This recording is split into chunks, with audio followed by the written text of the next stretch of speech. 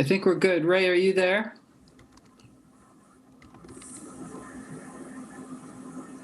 Yes, I'm here. Great, thank you. And Phil, are you there? Yes. Good. Yes. Very good. Then we have a quorum. So I am going to call the meeting of the Finance Committee to order. We are being recorded and we are being broadcast.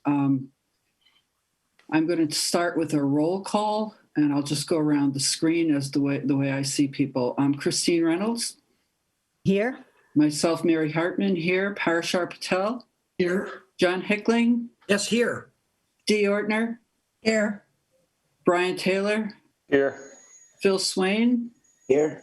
Ray Andrews. Here. And that's a quorum. Great.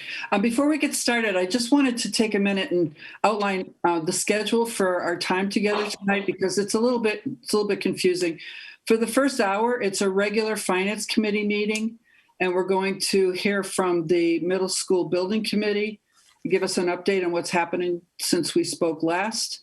And then we will, if we have time, we'll do some observer reports, and we'll adjourn at 8 o'clock. And we'll move over to the budget, the guidelines subcommittee. We have to wait until 8 because of open meeting law. It was posted it would start at 8, so we're going to have to fill up the time if we can't. So with that, I'm going to introduce Don. Are you Don or Pat? Or you're both here? Great. Good. I'd like to just turn it over to you and give us an update on what's happened since we spoke last, and then we'll ask any questions and get into a conversation. Great. Thank you again for having us. Time's flying. I feel like we were just here, but a lot's happened, so we're prepared to give you an update.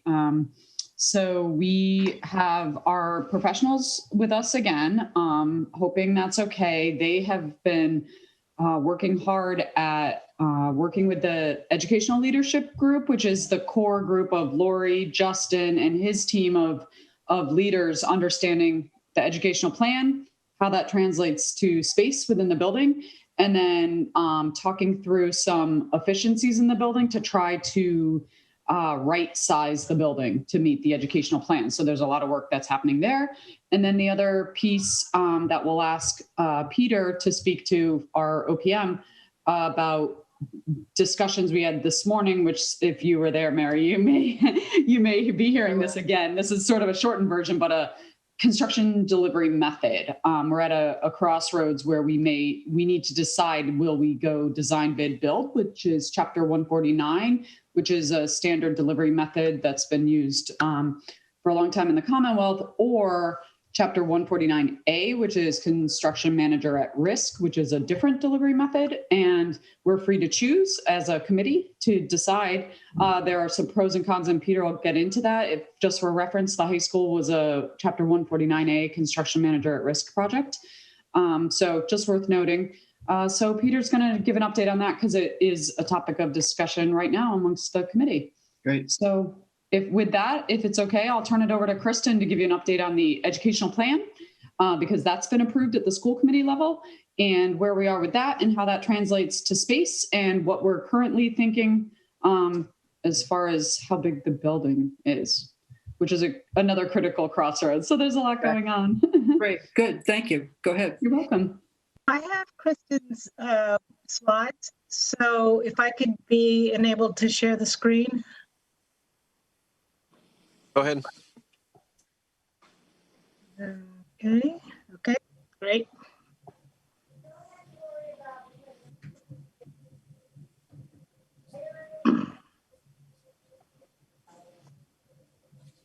Okay. Great. Are they up? Yep. Thank you, Alrighty. Pat. So the slides that we're going to be looking through are some slides that were presented this morning to the larger building committee, but they're a consolidation of information that we've actually been presenting and discussing with the design subcommittee. So this first slide is that we were trying to set ourselves back in the framework of the property and talk about what the opportunities and constraints are, refamiliarize ourselves with the zoning and all of those things, because those all do have an impact on how we move forward. So even though the property is quite large at 31.29 acres, there's a lot of it that's wooded or steeply sloped. So once we go down to the upper plateau, we do have, you know, the existing building there, the existing parking there. So it's actually it's a lot to fit into a seemingly smaller area than you might think when you look at the comprehensive Sanborn lot. Also, just to acknowledge that the Sanborn School will be in operation while the new school is being constructed adjacent. Very, very common in Massachusetts, you know, where land is premium. And at this lot, though small, there is actually a fair amount of distance that we can put between the two buildings while one is in operation and the other. So we keep safety in mind and everything throughout that process and planning. Also, key note is that town sewer is not available at the site. There's an existing septic system. A new septic will need to be planned, and that is also just a given and a something that we need to be planning for right out of the gate. Due to the steep slope and what's available on that flatter area, pushing the building back to the edge makes it more difficult to have 360-degree access around the building for a fire truck, for example. It's not a code requirement to have fire truck access around the entire building, but it is frequently a preference if possible. So we've already started the conversations with the fire department to make sure that we are in fact able to push it back to that edge and that they are comfortable with just going with the code requirement and rather than a preferable 360-degree access. So we already do have that communication ongoing and that support. Can I just say, Kristen, sorry, it's Dawn. It's not a code requirement because this will be a fully sprinklered building. Correct. It's just like I'm realizing I know that, but realizing that it's sort of a given. But this will be a fully sprinklered building, therefore it's not required to have full. It's very common, as Kristen says, for the fire apparatus for a desire to go all the way around. So. Yeah. And we will be keeping, I mean, there are still certain things that we need to keep in mind, like the ladder reach and depth of the building and making sure that there are access points and everything. So there's still a lot more that goes into making sure that everything's there that is needed. So then a consolidated site zoning information slide on the Residence AA district that educational uses are permitted. We have some setbacks. They're not going to be a problem at all with this building. They're very small setbacks, and we do have enough area on the site that we can adhere to those quite easily. We've researched the parking requirements for the site, and they're noted there is 1 space per staff member plus 1 per classroom. So we have a preliminary parking count. Of course, we will be verifying that with the school because there is also just a user component to that. Lot coverage, I think, is a really important one to talk about. We are in a groundwater conservancy district, and the current lot coverage is under the 15% right now. And so in our first meetings with the town staff, we did get feedback that they have a strong preference for us doing everything we can to stay within that 15% lot coverage. It's my understanding the high school was an existing nonconformance. It was over the 15%. It's now also over the 15%, and that was acceptable because it was an existing nonconformance. But we are going to strive to be within that limit. And then septic system, again, noted that will trigger ZBA review. There have been questions about wetlands, and we did have those looked at early on, and we're not, at this time, none of our site development plans are within that zone, within the 100-foot buffer zone. And then no FEMA flood zone concerns. estimated habitats, ACECs, no historic buildings. Again, one of the other key elements in addition to that lot coverage is the public water supply well that's in the area, and that results in a Zone 2 overlay district, which means that we need to pay special attention to impervious surfaces, pervious surfaces, nitrogen sensitive design and things like that. So just further coordination with the Board of Health. So then what Don was talking about in terms of our translation of the ed plan into spaces, we've been doing a whole lot of work interviewing a lot of actually non-school users and school users to arrive at a recommendation that we very recently presented to the design and subcommittee. We've noted here that these are project givens. You know, they still may come into question. We still need ultimate approval and recommendation from the design subcommittee to the building committee, but the ed plan was approved by the school committee on January 26th. A lot of demographic data was reviewed to confirm that we are moving forward with a design enrollment of 700 total students across grades 6 through 8.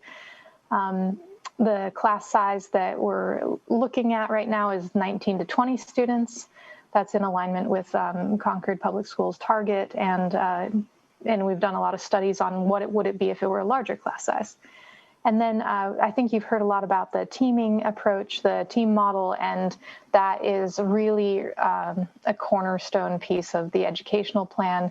It's something that middle schools across the Commonwealth strive for all the time. It's great for social, emotional learning and attention to the students. And so right now we're foreseeing 4 on-team subjects, which are English, social studies, math, and science. And that's very important in terms of driving space requirements. And then the block schedule is how they're operating currently and would continue. So the way that we develop a space recommendation is that we start with that master schedule to understand all of the course offerings and how many and how often they meet.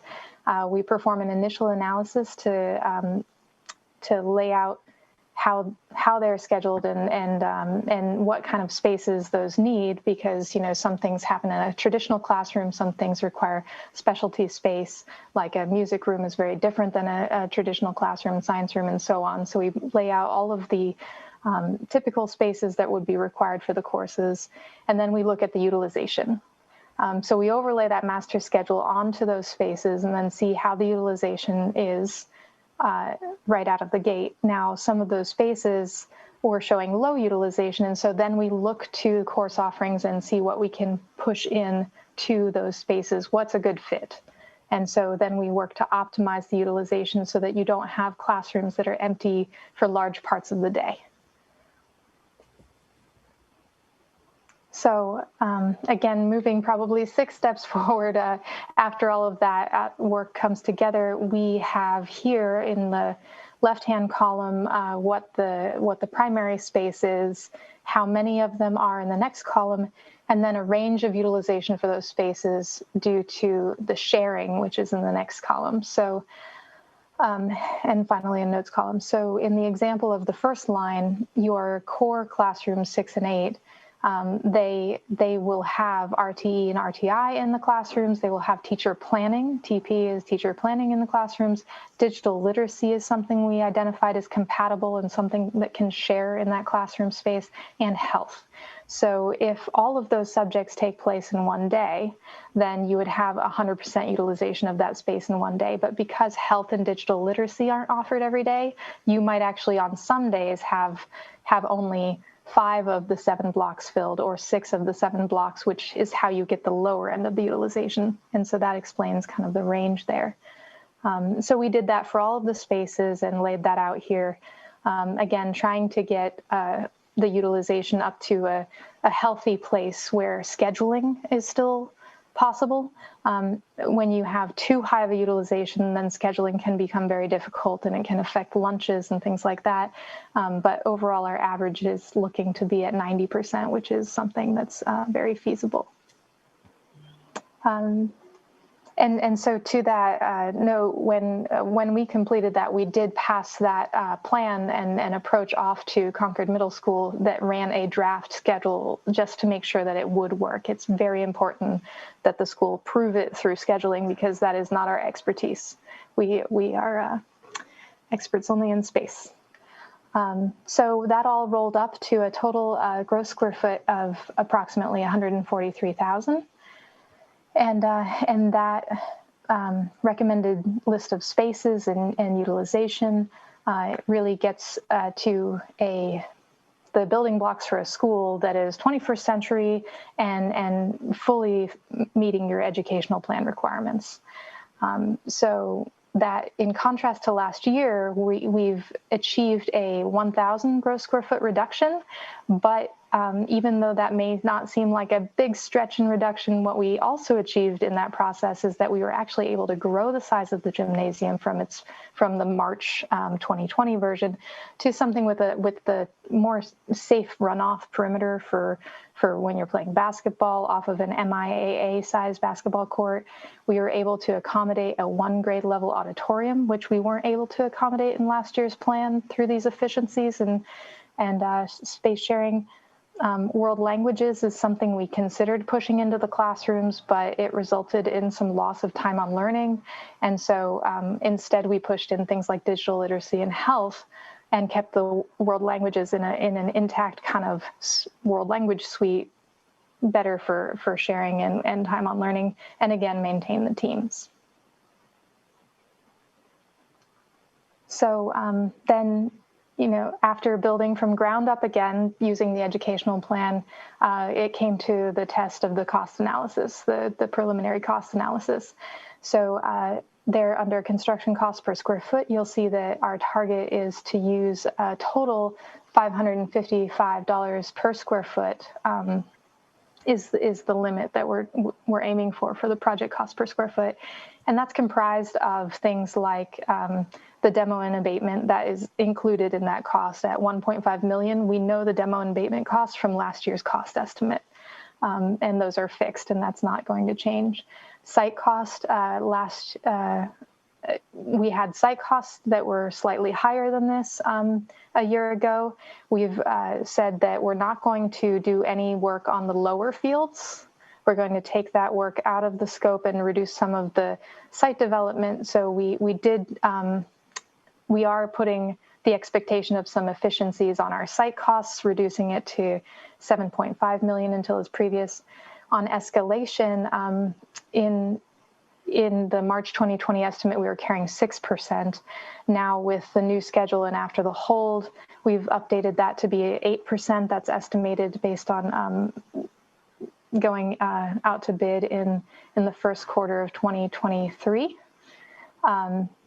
And so all of that with our program recommendation brought us to a total construction cost of $79.98 million. And so that is it on the space summary in a nutshell. I'm going to stop right now and ask if anyone has any questions. I have a few questions, but I'll open it up first before we move into the construction delivery method. Anybody on the Finance Committee have any questions? Parashar? I had a question on the previous slide. I saw the 555 square feet, but the note said that the square footage cost can't exceed $348 per square foot. Can you provide some context for that reference or for the note number 4? Sure. So, so we have a few costs that are what we're calling fixed costs. And so that the 555 is inclusive of site costs and demo and abatement. And from project to project, that's very different. And so what we did is we said, okay, if you take out the 7.5 million from 80 million, and you take out demo and abatement of 1.5 million from the 80 million. So you remove what you don't have control over. You remove also the markups from your total project, from your construction cost. So that gets you to what is left for you to work with in terms of the actual building cost per square foot. So that's about 50 million, 49 million and some change at 348 times 142,000 square feet. So in essence, you're saying you've got to, in essence, build the school for about $50 million, plus these additional costs, the abatement site, and to the extent that there's some escalation occurring. Is that what we're saying? Yeah, and I don't have a sum total of the markups because there are also general conditions, general requirements, like contractor soft costs and contingency. So that's that changes based on what your construction costs are. So I could, we are actually going to develop a more detailed cost slide. This was kind of a test and a high level, but when we and we reviewed this with our OPM partners and with Dawn also with her subject matter expertise to make sure that our analysis was sound. But we did a check to see where we'd be with the building cost per square foot, because that is something we feel we can extrapolate to other buildings. You know, other projects across the Commonwealth, very different sites, very different abatement and demo costs, but we can check more consistently with the building costs. So the 348 is a number that came from somewhere else. I'm trying to understand where that came from, because you say it can't exceed 348. It can't if these other items hold true, where the site cost, demo and abatement, and so on are correct. Now, when we go to do our site planning again, if we end up with the site cost at 7 million instead of 7.5, that gives back to the pot that is the building, or it's just a less costly project. Okay. We're just trying to set ourselves some parameters and some limits to do kind of that reality check. And Okay. And so I think Dawn will speak to see she has some projects that are within that range, and we do as well. Yeah, it's just for comparison's sake, I'm seeing projects come in at 500 versus the 550 up to 600. So we're well within that range.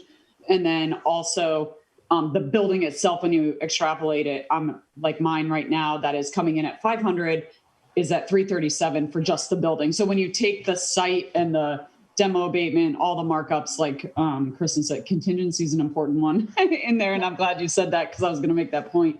But anyway, it basically evens out the field, and then you're comparing apples to apples, which is just the building infrastructure and what goes into it. So the 348, I've had long conversations with SMMA and Hill about that. And it's a comfortable place given where we are in feasibility. And then also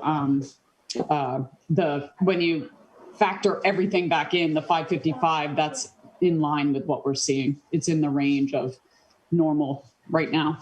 So is it fair to say that at 555, with the current square foot, you'd come in at the 79.98 million? Or do you need the 348 to come in at the 80 million? Both. It's within it. The 348 is part of the 550. So yeah, I don't know, Kristen, do you have a better way to explain it? The 555 includes everything. So that's the cost of construction. At the end of the day, that's what it costs to take the old building down, to put the site work in, to build the building. If you just built the building, didn't do the site, you don't have contingency, you don't have general, that would just cost everything. Okay, I got it. So it's within it, if that makes sense. But what she's trying to do is extrapolate just the building so you can compare building cost, because sites 7.5, you could have a site that's 13 million. And so it drives that 555 number up excessively, where we don't have a $13 million site, as an example. Good. Does the site cost include the septic? Was that a surprise? The new septic, was that a surprise, or was that always in the site cost? We've always had that in, and we've left that in. And then I have one more question about the parking. Will the parking that we have for staff, and I guess one per classroom, does that have the capacity for community events? Parking for community events? So we still need to circle back with the school on the parking assumptions because we're, as the program changes, you saw that the zoning requirements is also based on number of classrooms and staff. So our preliminary estimate for parking is somewhere around 150, plus or minus 10 spaces. And so generally, the advice on parking is to not plan for your one or two largest surge events. You plan for your normal, and so it's but there's an art to it, and so there's definitely going to have to be a conversation about, is 150 okay for even your most evening events, because we also don't want to hamstring any any events. But Thank you. Any other questions before we move to the construction design? I do, Mary. I have a couple. Yep, go ahead. I think this will be for Dawn. I'm not sure. Dawn, in one of the sessions, and I think I even saw it on one of these slides, there's mention of something called the multiplier. What is the multiplier and how does that enter into the cost here or the size of the building? What is that? Do you know what I'm talking about? Oh, yeah, I know what you mean. The 1.5. Yes. So that is so when you design a building, you have net square footage. So a classroom, for example, I think our example in our building is the general classroom's 825 square feet. So you have all these programs that require a certain amount of square footage. So classrooms do, a cafeteria does, a gymnasium does. But you have to get to those spaces, which requires corridors, and you have to heat and cool them, which requires, mechanical spaces, electrical rooms, vestibules to get into the building, for an example. The 1.5 multiplier is a net to gross. So we take all of our spaces and we have a net square footage. And if you go back to that slide, a couple of slides, Pat, where it's described, there you go, not even. Yeah. The 95,330 is like every program space in the building that we need. And then you put a grossing factor on it. In a general, like within the industry, 1.5 is what you use as a net to gross. So what that does is it includes the thickness of the walls, the corridors, all the spaces I mentioned that aren't programmed space, but required in order to run a building. Okay. So does that make sense? So it's, Yes, it's a net to gross multiplier. So Right. it takes you from the program space to what you're building. If you were to take a line around the exterior wall of your building and then per floor, that would be your gross square footage. So Okay, good. Now I understand because it's a big yeah, difference. no, that's a great question. I'm Thank you. trying to understand why is it so much bigger? No, I appreciate you asking. That's a great question. My second question is around contingency. So you've been around these projects, so I don't know. I know you talked to us a little bit about this before in terms of how much contingency is in the 100 million by component. So I know there's a piece for feasibility, there's a piece for, there's a piece, it's sort of broken up by the phases of the project.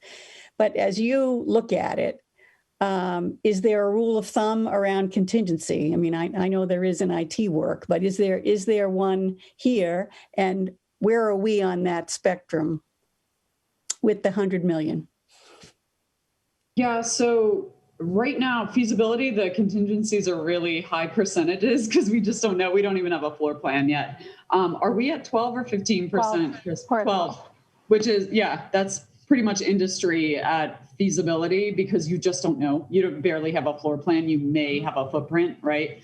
And then, so there's design contingency, there'll be owner's contingency, and then there's construction contingency. And it's hard to, like, I have to look at the numbers in order to know because there's so many. In feasibility, it's one thing. In schematic, it's another, and it'll go down. Design development, it'll go down further. 60% CDs, it will go down further because your drawings are just farther along. People know more about the project, and as they start to estimate it, there's more confidence in the drawings. And then by 90%, they're as low as they're going to go because you're basically then just holding what you will through construction to give you some leverage when things change because they do in construction. So we are right in line with industry standard based on everything I'm seeing. Because to be honest, we're using, there's independent estimators, third party. Kristen's firm, SMMA, uses one. Hill uses another.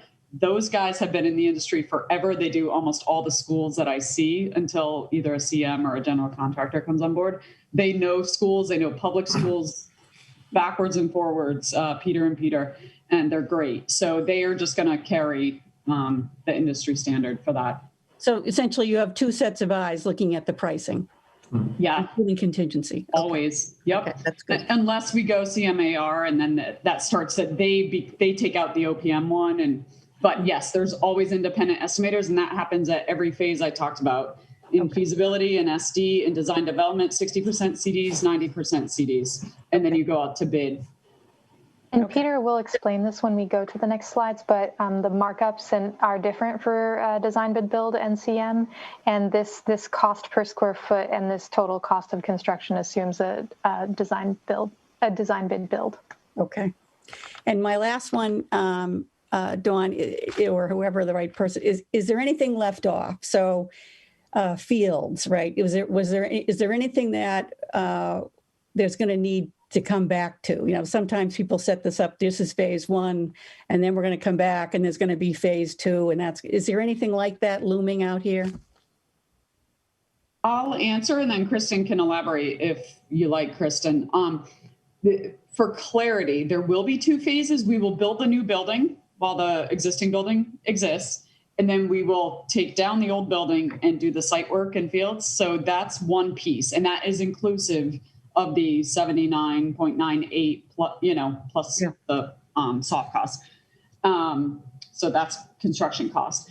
But what's not included is the lower field that Kristen spoke about, and the Peabody field, which I don't think was ever part of the discussion of this project. Is it a baseball field over there, Kristen? Those are not included in this construction cost.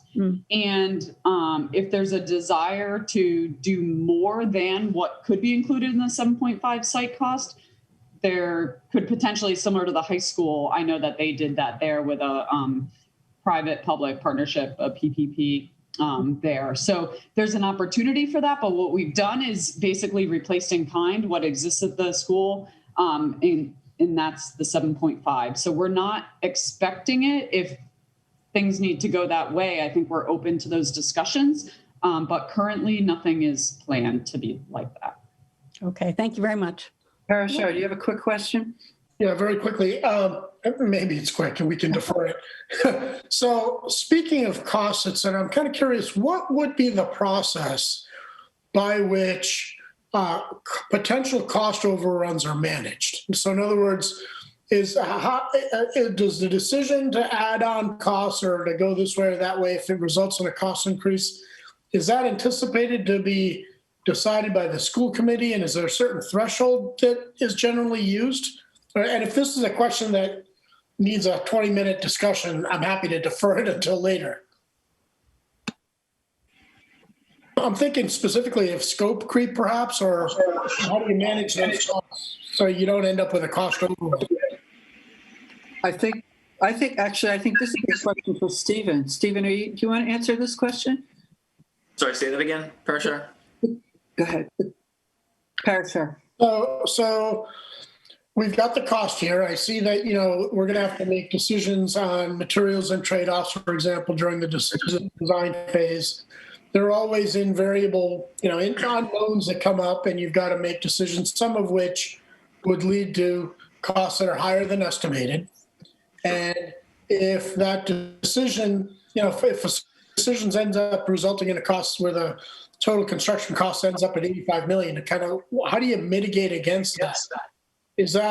Are those decisions made at the school committee level by the construction manager with penalties for cost overruns? Sort of how are we going to manage that risk? So the building committee is really charged with that responsibility, as they are on all on most building projects. Parashar, you've been in our capital planning task force meetings. This is why a lot of these big projects have their own committees, because they have the knowledge and in-depth experience with this specific project. So when you get to, those terrible moments, and I think one of the things about the committee we have is you've got a lot of experience in dealing with large-scale projects and school projects specifically. I've been on one, Lori's been on one, Dawn designs them. So you've got some good some good experience to help manage this. And those moments do happen on projects. The best laid plans of mice and men, right?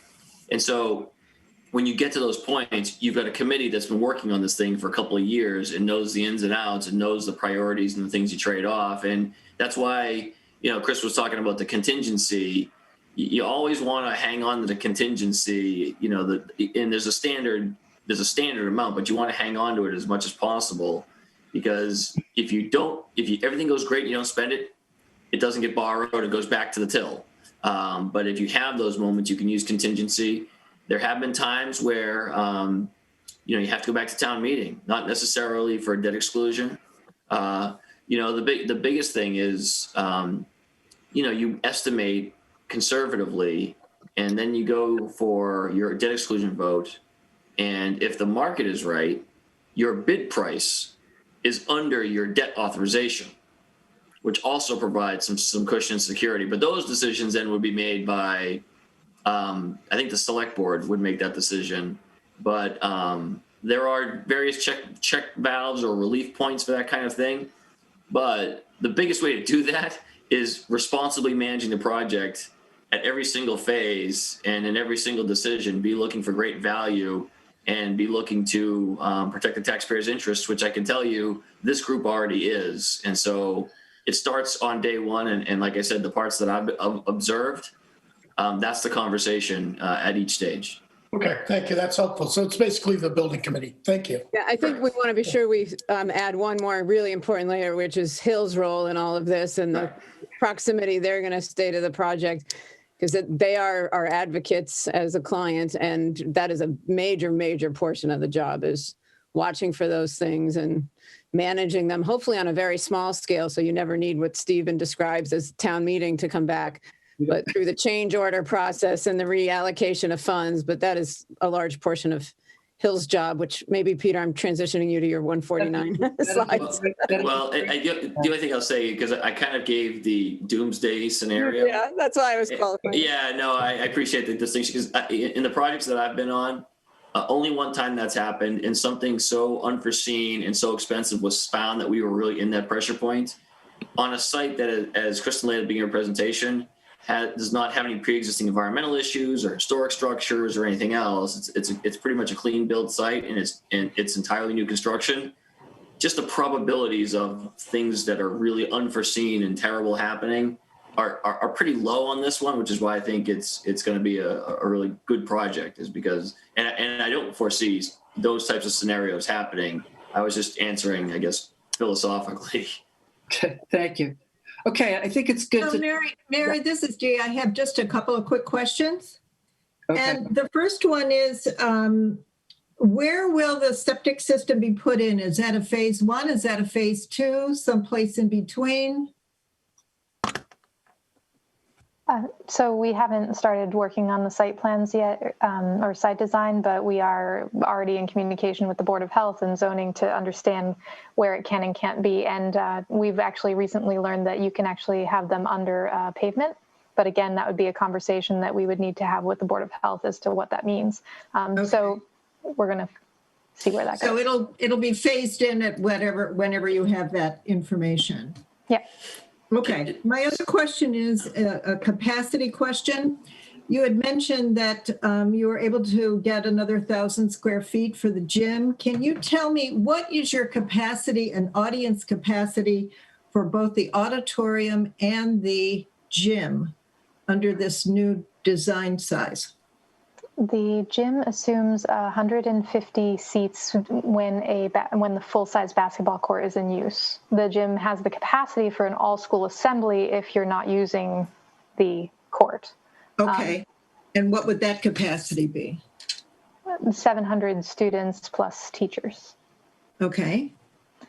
And then what about the auditorium? Right now, we're planning on 270 seats, which is capacity for 233 students for a grade level, plus teachers and staff. Great, thank you. Hey, Mary. Yes. I'm sorry, just because Dee asked a good question, and Chris, I don't recall you mentioning in the presentation.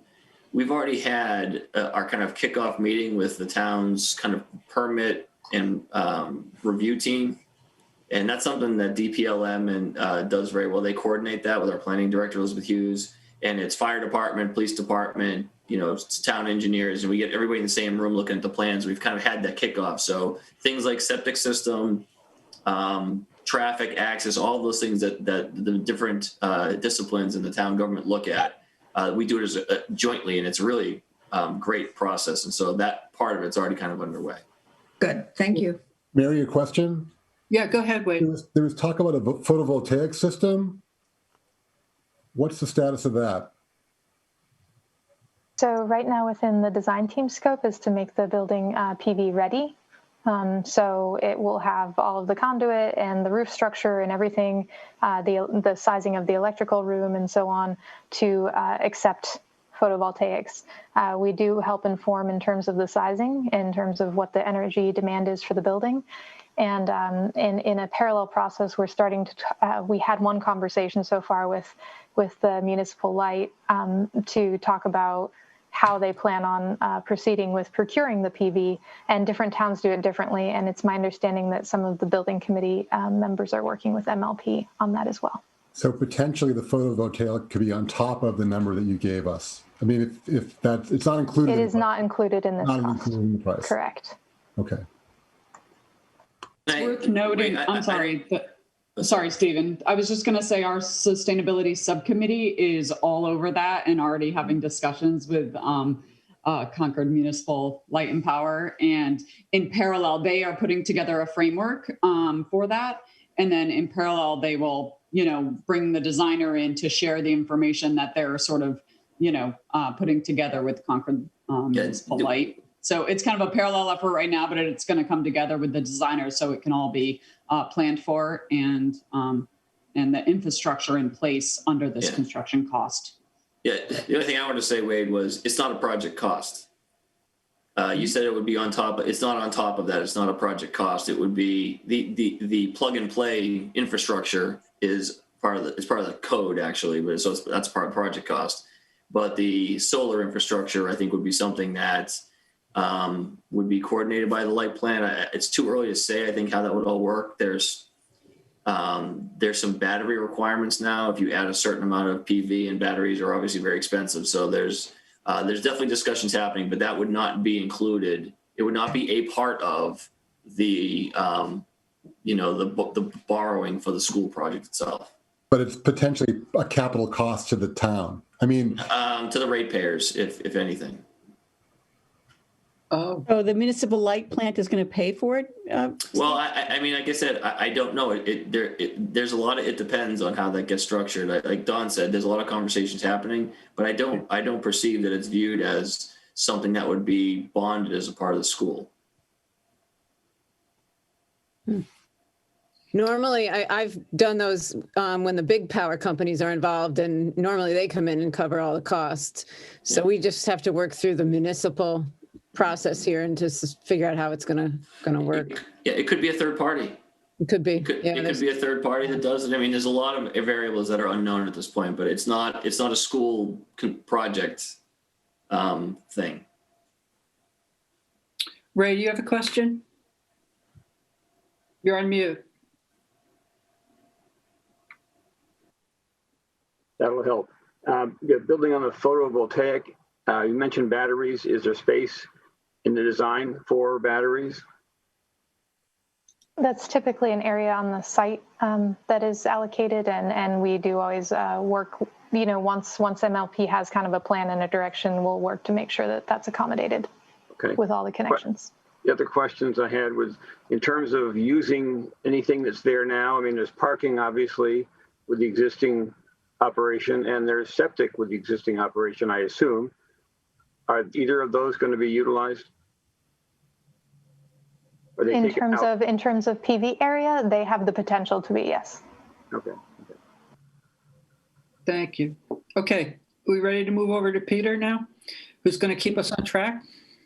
Mary, I just want to say thank you to Kristen. I know she has to step off. She actually has another meeting this evening, but so thank you, Kristen. That was very good. Thank you. It actually started 15 minutes ago, so yeah, thanks, Kristen. Forgive her quick departure. Yeah. Okay, Peter. Thank you. Hi, I'm Peter Martini with Hill International, Concord's OPM on the project. My part isn't as exciting as the architecture part, so I'll try to jazz it up. Just as important. What's that? Just as important.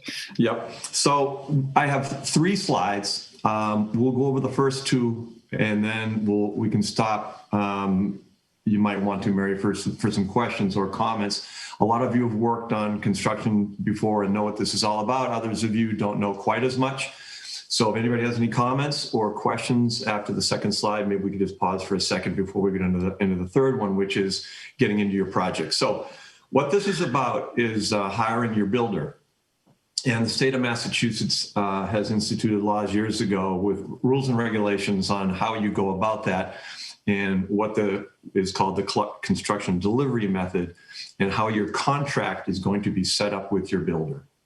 So in the state laws in Chapter 149, there are regulations on how you go about this. And in Chapter 149, which is the original chapter prior to A coming about, what happens in 149 is the drawings are completely done by the architect. They're reviewed, done, checked, and they're put out to bid to general contractors, of which they will be pre-qualified, and to subcontractors who will be pre-qualified. And on bid day, the lowest price comes in, and unless there's some irregularity, you are wedded to the low general contractor. In this particular method, although even in any method, very tight construction documents are essential because the bidders are very competitive and they're only going to bid what's on the documents. And the fourth check mark says that there's a little bit of, if there's any variation from the bid day, if you decide to add something to the job or there is something on the plan that maybe didn't show up, that can cost you, that's going to have some costs and schedule risk for you. And then as far as the contract goes, they agree on a number. So if their bid comes in at $40 million, they're going to get $40 million to do the job. Every month they bill you a % of that, and it's broken down by trade. But it's a simple billing, and at the end of the job, they're going to get paid $50 million. Or if there's any deducts or adds to the job, that would affect that. And the billing is very simple. So 149A was instituted, I don't remember exactly the year, 10 or so years ago, where there was an outreach by cities and towns and contractors to be able to, if they chose, to be able to engage a general contractor or construction manager, same thing in this regard, engage them early on in the process and become your partner during the design. This is done a lot in private industry. It was meant to attract some other contractors into the fold, and for cities and towns to be able to have that option. So you would decide that you wanted to adopt Chapter 149A, which is something you have to apply to the state to do. You can engage the construction manager early. This allows you to do a couple things. One is you get to know them better. They become your partner. Number two, if the job needs to be fast-tracked, you don't have to wait till all the plans are completed. You can get a set of documents that is just on the site, for instance, or just on the foundations, or just a steel package, and you can bid that out, allow you to save some time on the project. And lastly, the contract is such that their bid is going to be a guaranteed maximum price, so there's a maximum to it. But if they come in under that, the money goes back to the town. If they go over, it's on them.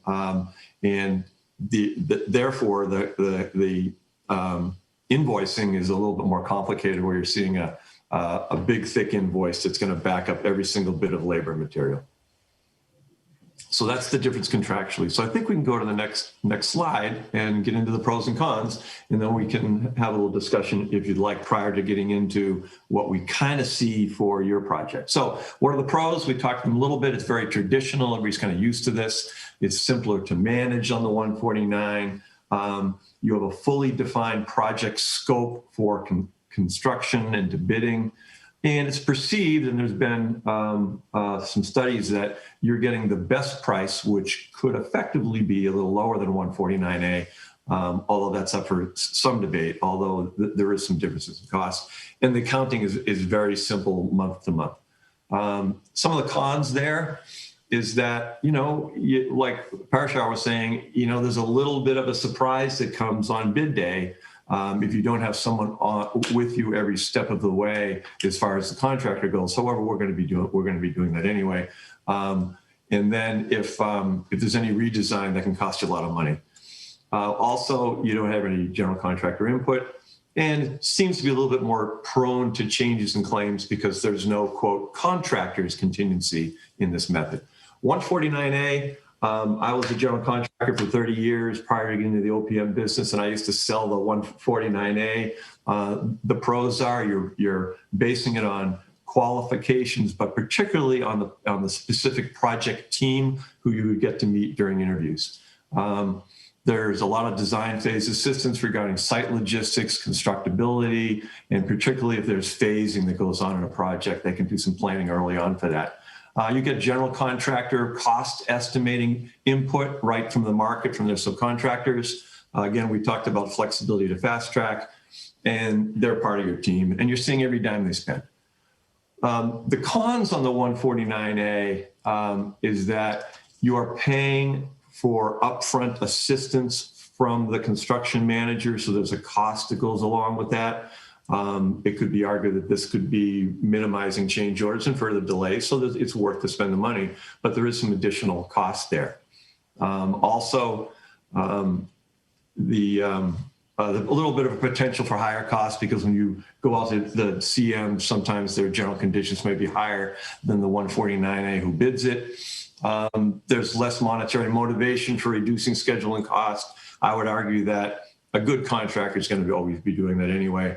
And then again, there's always potential for change orders when the design intent is challenged. So that's the recap of 149A versus 149. And like I said, if anybody has any comments of something that they think is something that's important that I may have missed, or any questions, that'd be great. Good. I'll open it up. Anybody have any questions from the Finance Committee?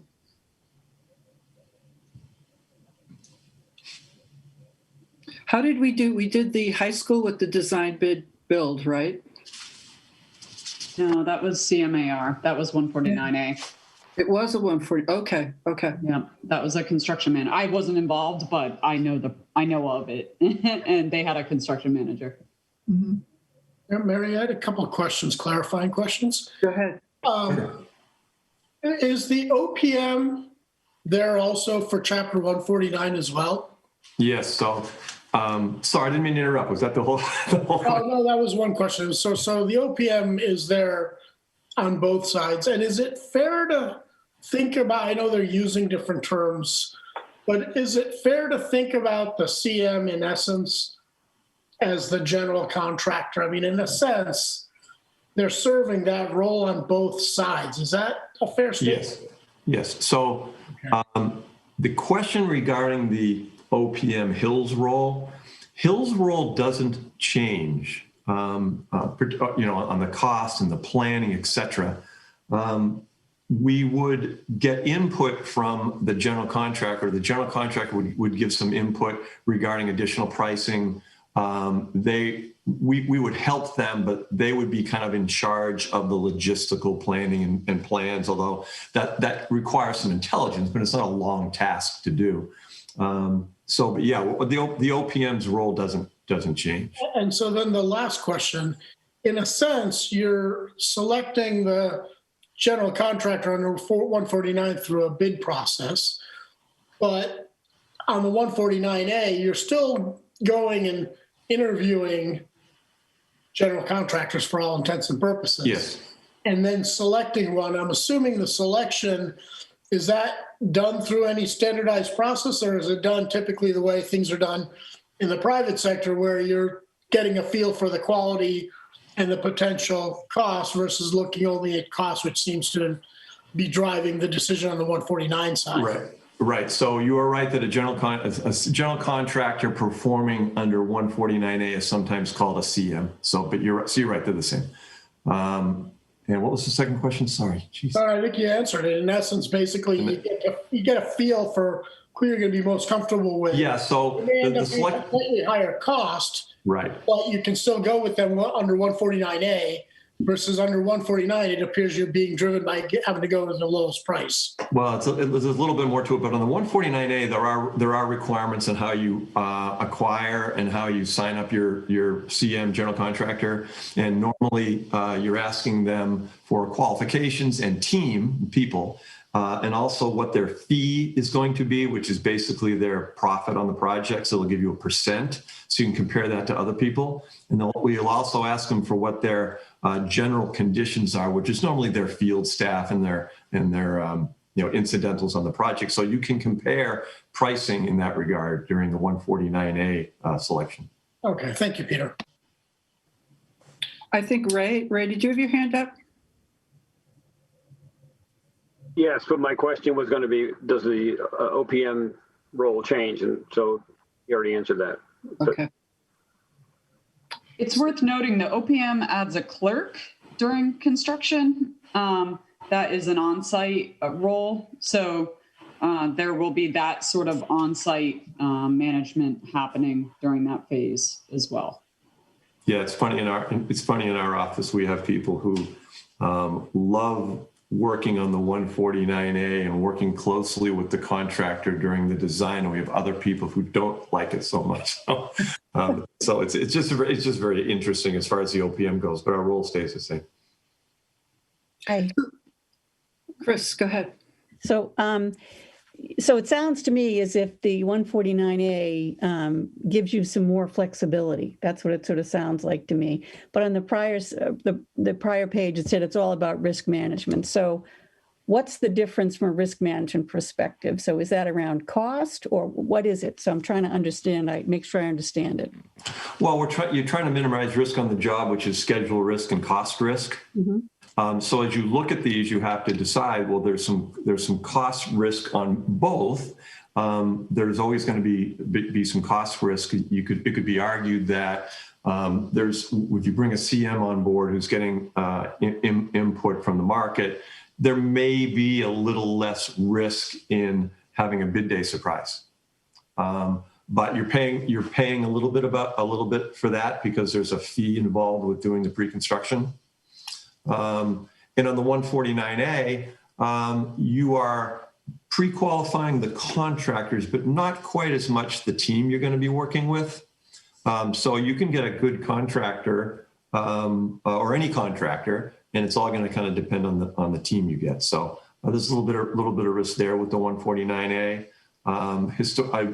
Dawn made a really good point this morning, which was that the 149A bidding back in the day tended to some general contractors who were in the private market, good professional contractors, were shying away from it. It was a hard business, and it was relying on subcontractor bidding of subcontractors you don't know, et cetera. When the 149A came out, more contractors were interested in getting involved in the public market. As the years have gone by, there's been sort of a melding of the contractor community because so many projects have been done, and a lot of the 149A quote contractors are now actively seeking 149 work. Some of the traditional 149A guys have gotten into this construction management, or doing 149 guys are doing 149A. So there seems to be a real kind of grouping of the contractors now, and it's not kind of a stark difference. Okay, thank you. When do you have to decide which way you go? So ideally, you would have the GC on board during design development, which would be after the schematic design, which would be at the end of this year. However, so it sounds like a long way away. Yep. But if you're going to go 149A, again, you've got to apply with the state. They've got to get back to you. You have to get the request for proposals out to the general contractors who want to be 149A. You've got to do the interviews. You've got to select them. So we have some time. It's better to do it earlier in the process. Plus, if you select 149 or 149A early, you can just book that into your estimating. You just know which way you're going on it. So it has to be, Peter, it has to be before the end of schematic design, because you have to have your number that you take to town meeting for the town to approve, and this will affect the cost estimating. Okay. So we have to decide before the the schematic design estimate is complete. By how much will this affect the cost estimate?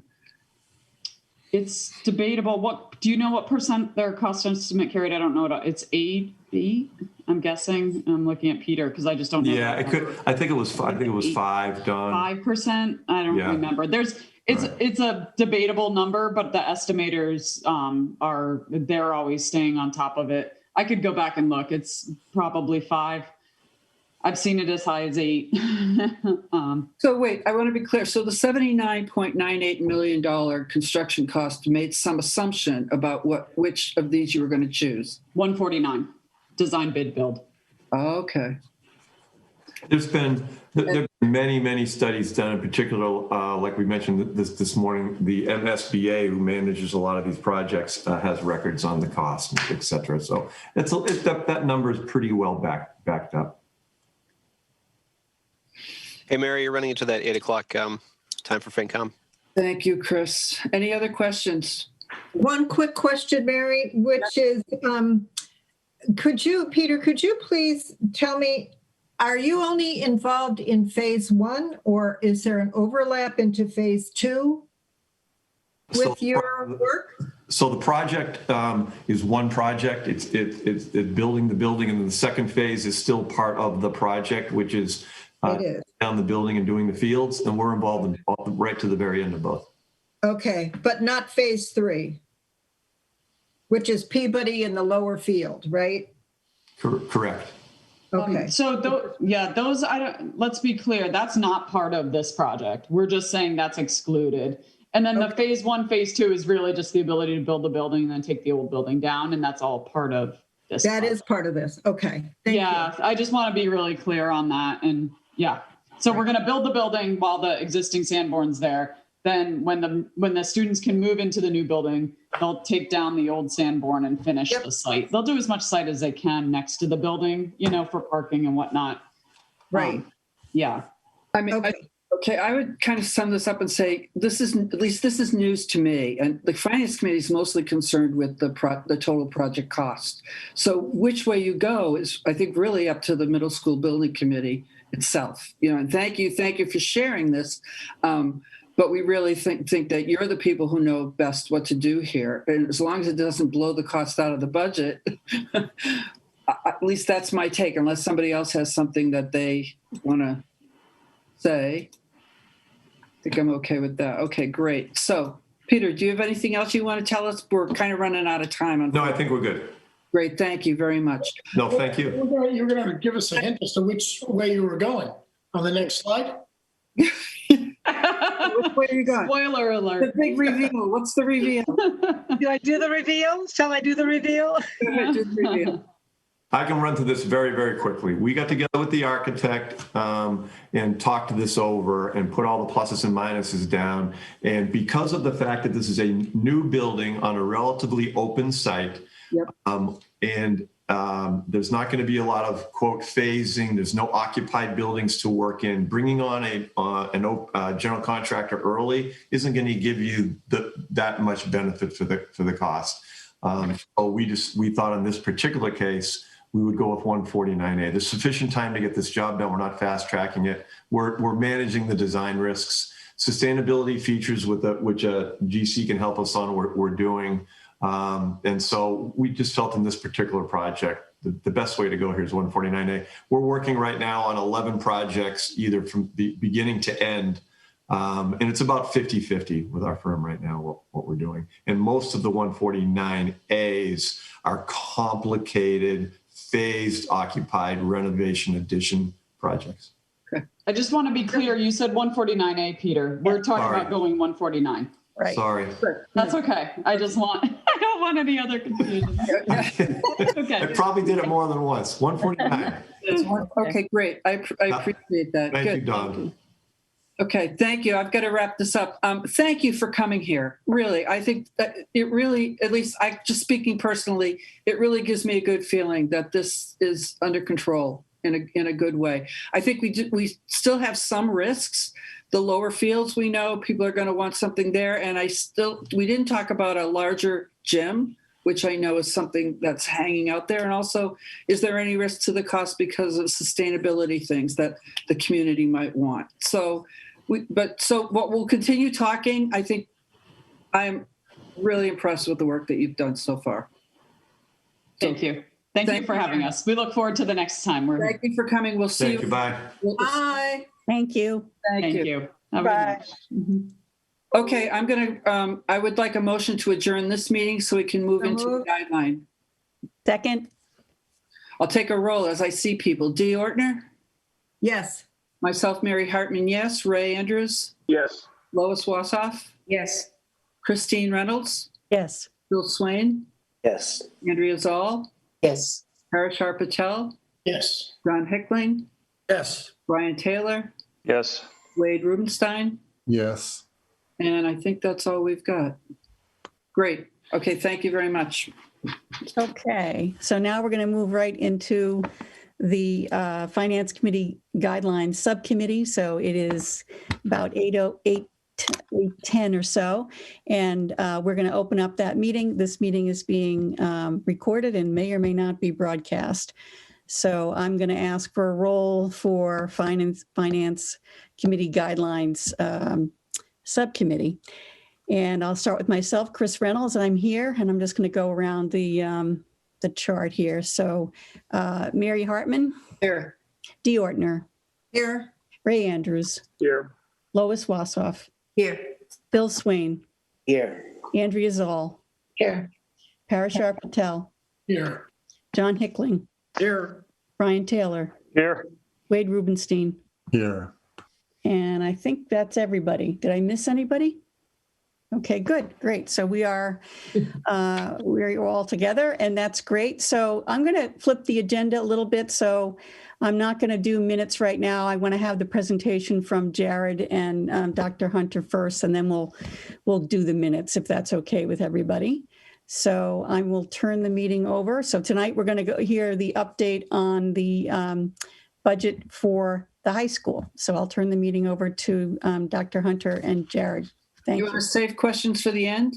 I think, last time, I think we sort of went back and forth. I'm going to ask the presenters what they would prefer. Jared, do you have a preference? Would you like us to wait? No, I don't. Whatever, Dr. Hunter, whatever makes you all happy.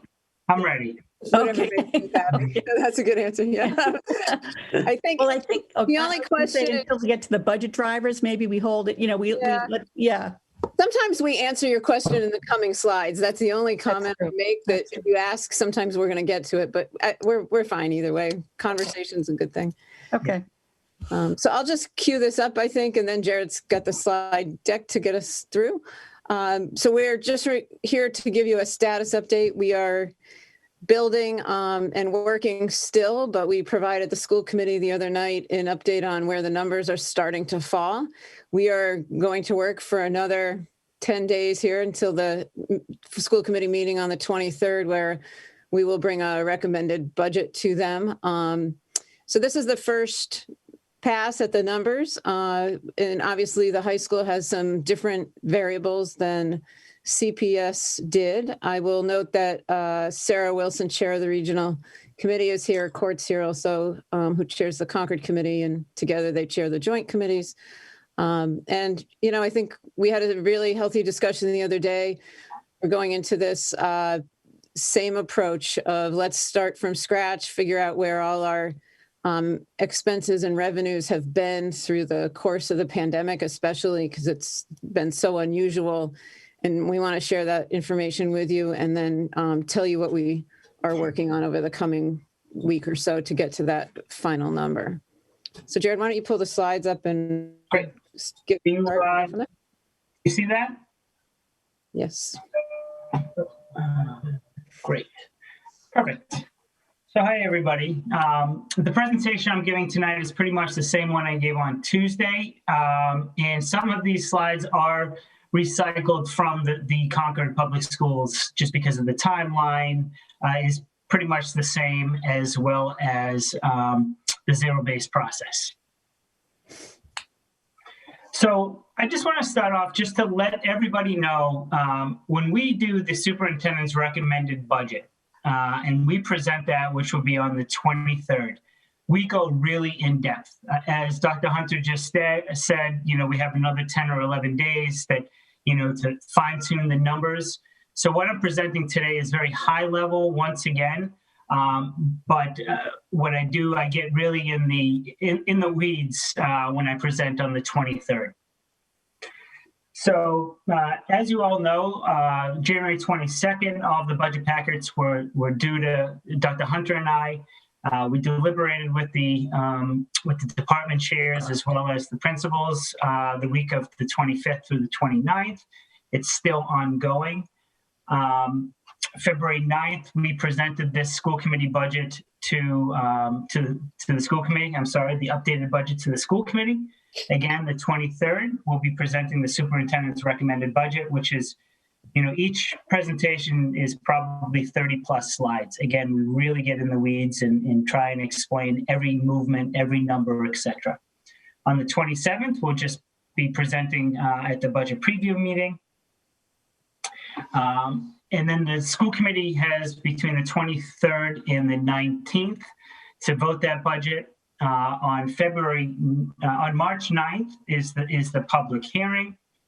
And then the Concord Carlisle budget book will be available on April 30th. And warrants are due on the 25th. And the Concord town meeting is June 13th.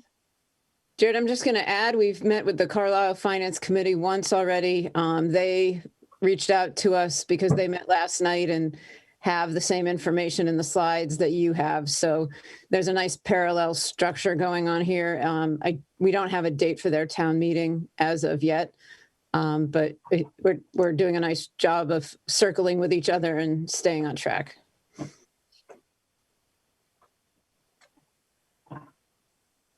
Do you want to talk about the budget assumptions, Dr. Hunter?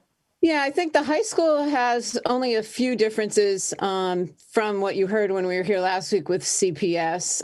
We are budgeting for a full return with likely some modifications, but that is absolutely the goal. Similar pieces are listed here under COVID-related expenses that we would look to use CARES Act money for. The big costs that we are not budgeting that we've needed this year and don't expect to need next year, but it seems worth noting just because you never know. Student supervisors who are our oversight to kids who have teachers that are remote. With the vaccine coming eventually, we're expecting teachers will all be back in school and that need will not be the same. We are, just like the other schools, replenishing the substitute lines. A big difference for the high school is expecting to run full normal athletic and co-curricular programs. Everything this year is modified, as you know. In some cases that's been cost saving, but we want to be sure we're budgeting for the full spectrum. We've similarly reinstated professional development back to pre-COVID days, expecting in-person opportunities for teachers again. And the software, we've been really diving in deep and consolidating across, at the high school, it's really across departments. It's a lot of software tools that they use similarly. And these are production tools. We'll talk about it, I think, when we get into some of the supply lines, at least reference it and do it in depth on the 23rd. The software we're consolidating really is about the executive functioning tool production types of software.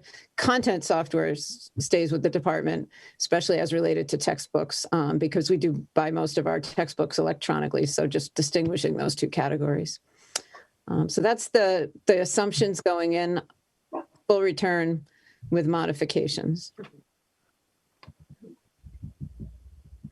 So again, the zero-based budget process, starting absolutely from scratch, going through all the 500 plus lines, all salaries, FTEs, as Dr. Hunter just said about the software, looking at all class sizes, caseloads, all the special education tuitions, memberships, our grants, our revolving accounts, and then obviously supplies, materials, textbooks, etc. So again, this is something that we started absolutely from scratch and we built up.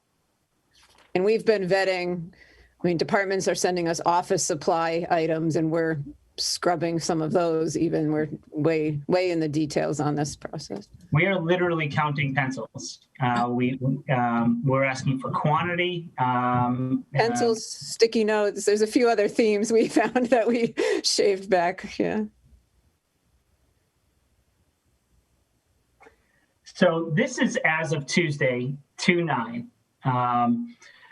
Right now, the budget increase is 900,000, 696,000, a 2.58% increase in the general fund. As you can see, there are some positives and some negative percent increases. Special ed tuitions are down as well in the Concord Carlisle budget. And I'll go through these a little bit more when I talk about the drivers and the savings. Jared, can I interrupt for a minute? Please. The budget request of the 35 million or the 36 million, right? Can you tell us with that, how much of that is the assessment to Concord? I'll go into that. So yeah, I have a little side on that. I'll hold my question. Go ahead. Good. So we identified about 1.5 million in budget drivers, starting with the teachers being the highest budget driver. This also includes, that is driving this up a little bit, a 0.8 special ed coordinator. Laurie, did you want to go into that at all? Focused on in-district programming. It'll parallel our out-of-district coordinator. We have so many in-house programs now. This will be a position across both districts. There was a portion of it in the CPS budget as well, just to coordinate vertically, coordinate the incoming kids from Carlisle. We need another layer of leadership there between the building level and our special ed director, because there's just more and more kids in those programs. And just so you know, to be a budget driver, it had to be about a $25,000 to $30,000 increase by expense category. There's about 50 expense categories that I identify, and again, these are the largest ones. In the FY21 budget, we had $185,000 offset for the CARES Act. That was since removed, so that is actually showing us an increase of $185,000. The software hardware line, that's right now is still a placeholder. I expect that to go down a little bit, but the reason why that's also jumping off the page is a lot of the software and a lot of the software was embedded in our curriculum lines and textbooks, as Dr. Hunter just said.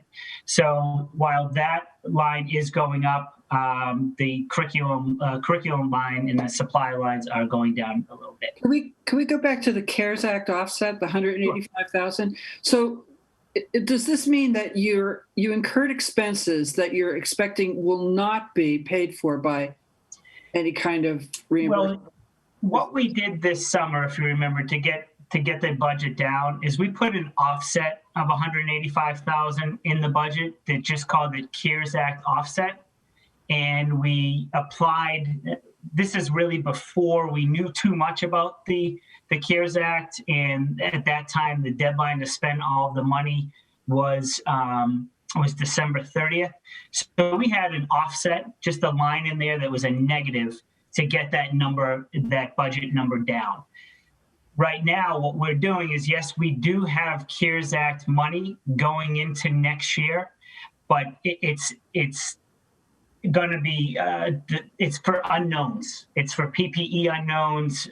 It's for potential substitute unknowns. We don't have an offset in the budget. So because we don't have that offset, that essentially goes up 185,000.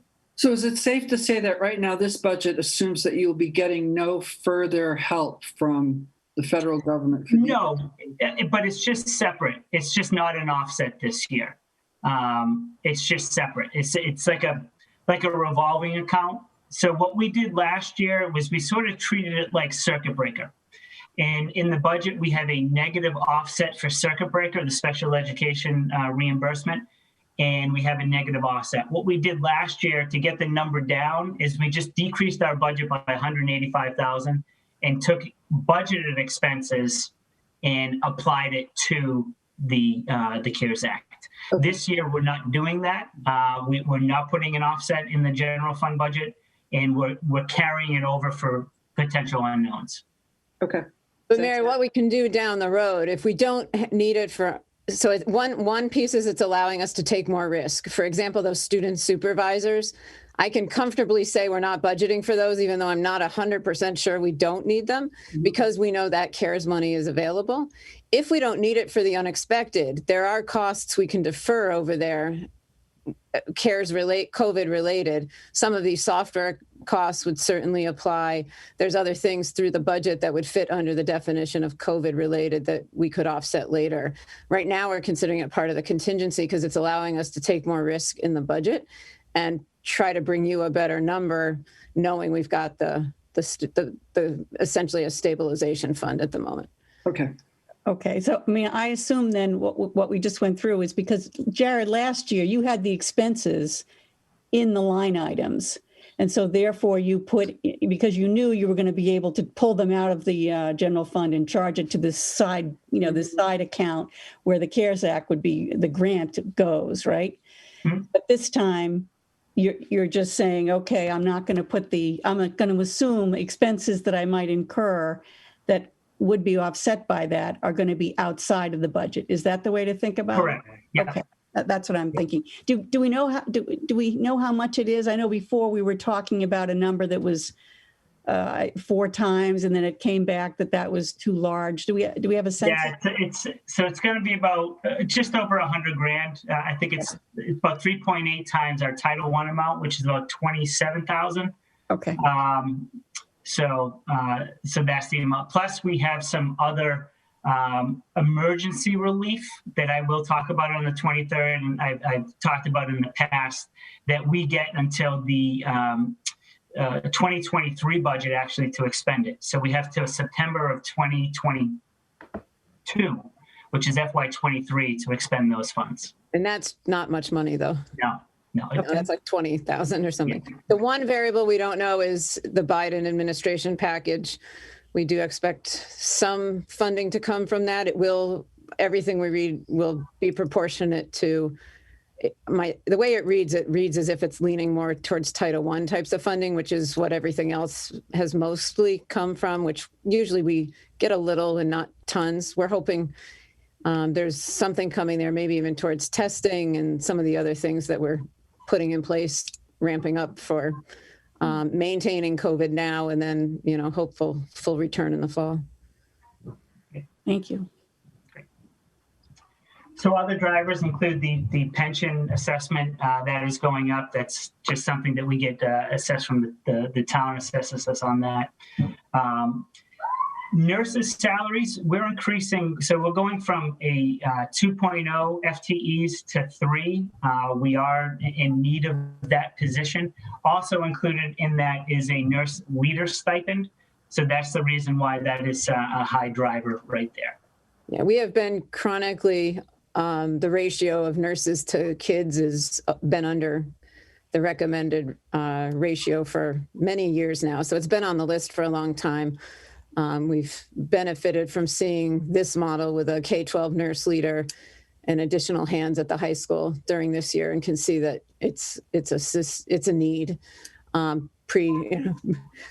during COVID and post-COVID. So we'd like to budget that in, and especially knowing COVID will trail into next year.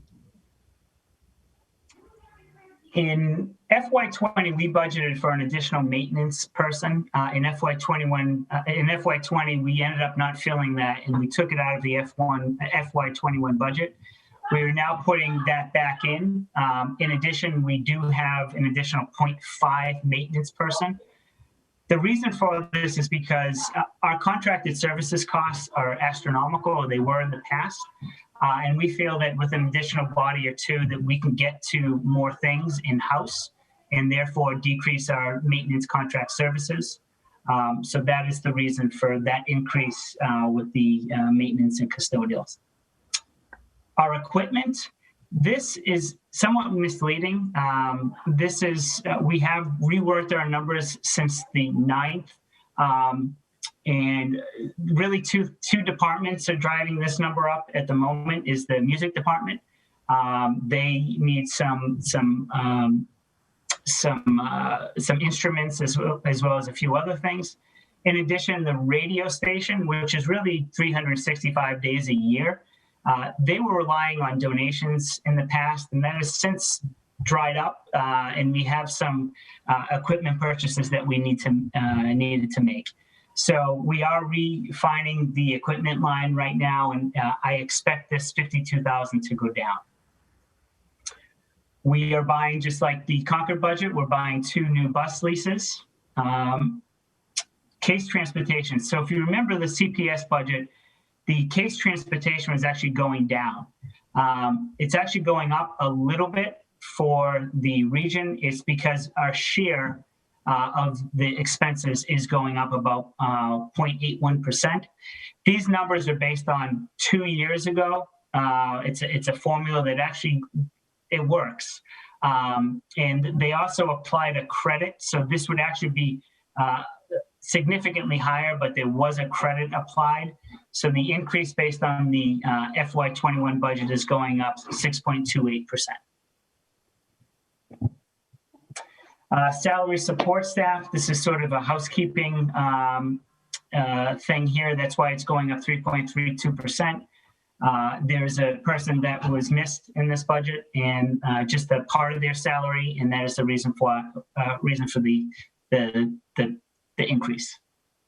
I didn't fix this. Case transportation, again, same thing. I should have deleted that. Supplies and materials are going up 5%. We did reduce supplies and materials to the high school pretty significantly in the FY21 budget, and some of those just have to go back. And lastly, our contracted services are going up 31,000 based on the FY21 budgeted amount, but the FY20 and prior to, it's a significantly lower amount. So again, overall, our total budget drivers are 1,502,305. So in addition to budget drivers, we had to identify the cost savings. So at this time, we're identifying about 656,000 in cost savings. The largest being special education tuitions. Those are going down 223,000. The special ed tuition part is going down 210, and then the circuit breaker offset is actually increasing. So the line is increasing by 12,000 in the budget, which is a positive for a savings. Debt is going down 159,000. Insurance, overall insurance, we estimate to be going down about 100,000, but the health insurance part, overall insurance is down almost 96,000 based on early estimates. We're expecting a very low increase, so that's really good news. The charter and school choice assessment formula is going down based on the current numbers as well as the governor's budget. So we're almost saving about $82,000 in those two lines. Salaries for assistants and tutors, that is going down based on what was budgeted. The FTEs are down about 3.17, but it's no reductions. All of the people that are currently here are budgeted. It's just the FTE number is gone down. And then the curriculum textbook line is going down 33,000. So again, overall, we identified the 656,000 in cost savings. Just one question. So Dr. Hunter, I think in the CPS discussion, we talked about substitute teachers and that being a change in terms of what you're running now versus what you expect to run in FY22. Is that change different at the high school? No, it's the same. So this year we did not bring in per diem substitutes. We've been just moving people around internally. We do need to put that money back so we can bring those per diem substitutes back in the next year. Okay, and where does that show up, Jared? Is that in the salary line? It's actually not identified as a driver. Believe it or not, it's only a $20,000 increase. And the reason for that is because we left the long-term sub line in there We reduced the daily subs, but the increase for FY22 is only 19,500 in that subline. Okay, thank you. And I think too, it doesn't pop as much because it's one school versus 4 schools in the other budget. So the multiplier is not the same.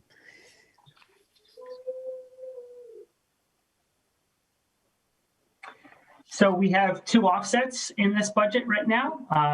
The IDEA special ed grant is $380,000. That is the same amount that we had last year. We're anticipating it level as an offset. And then circuit breaker is $588,000, which is $12,450 more than last year's estimated amount.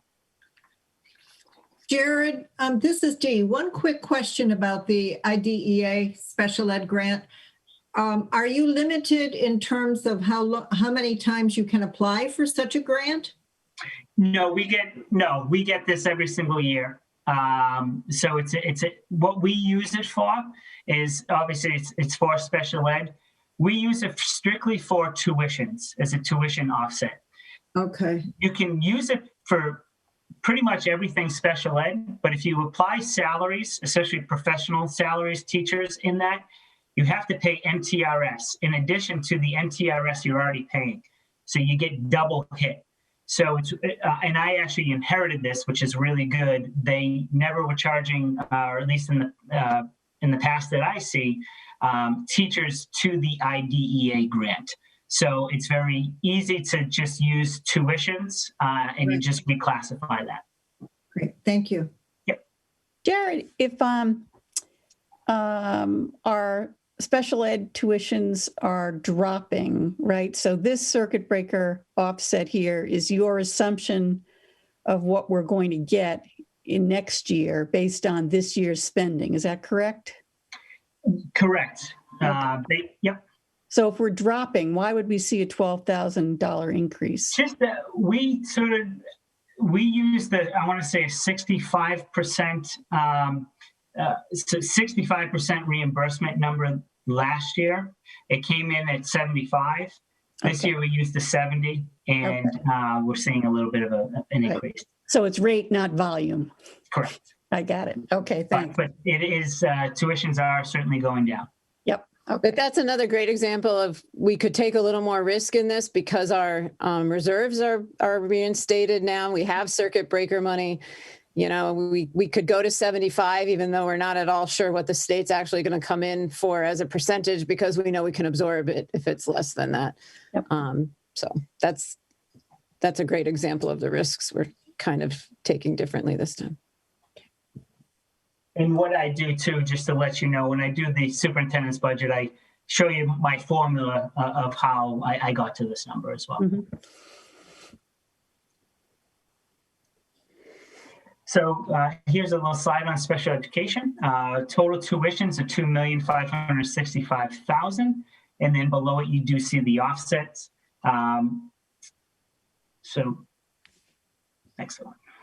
And what would the prior year number? What's 21's number for the compared to the 2.5? It is $210,000 less. Okay. So the tuitions are going up? Hold it, go back. Yeah. Wrong direction, yeah. Why would they go up? No. So no, tuitions are going, did I say up? Tuitions are down 210,000. So it was like 2.7 million in FY21. Now it's going to be around 2.5. Correct. Okay, I got it.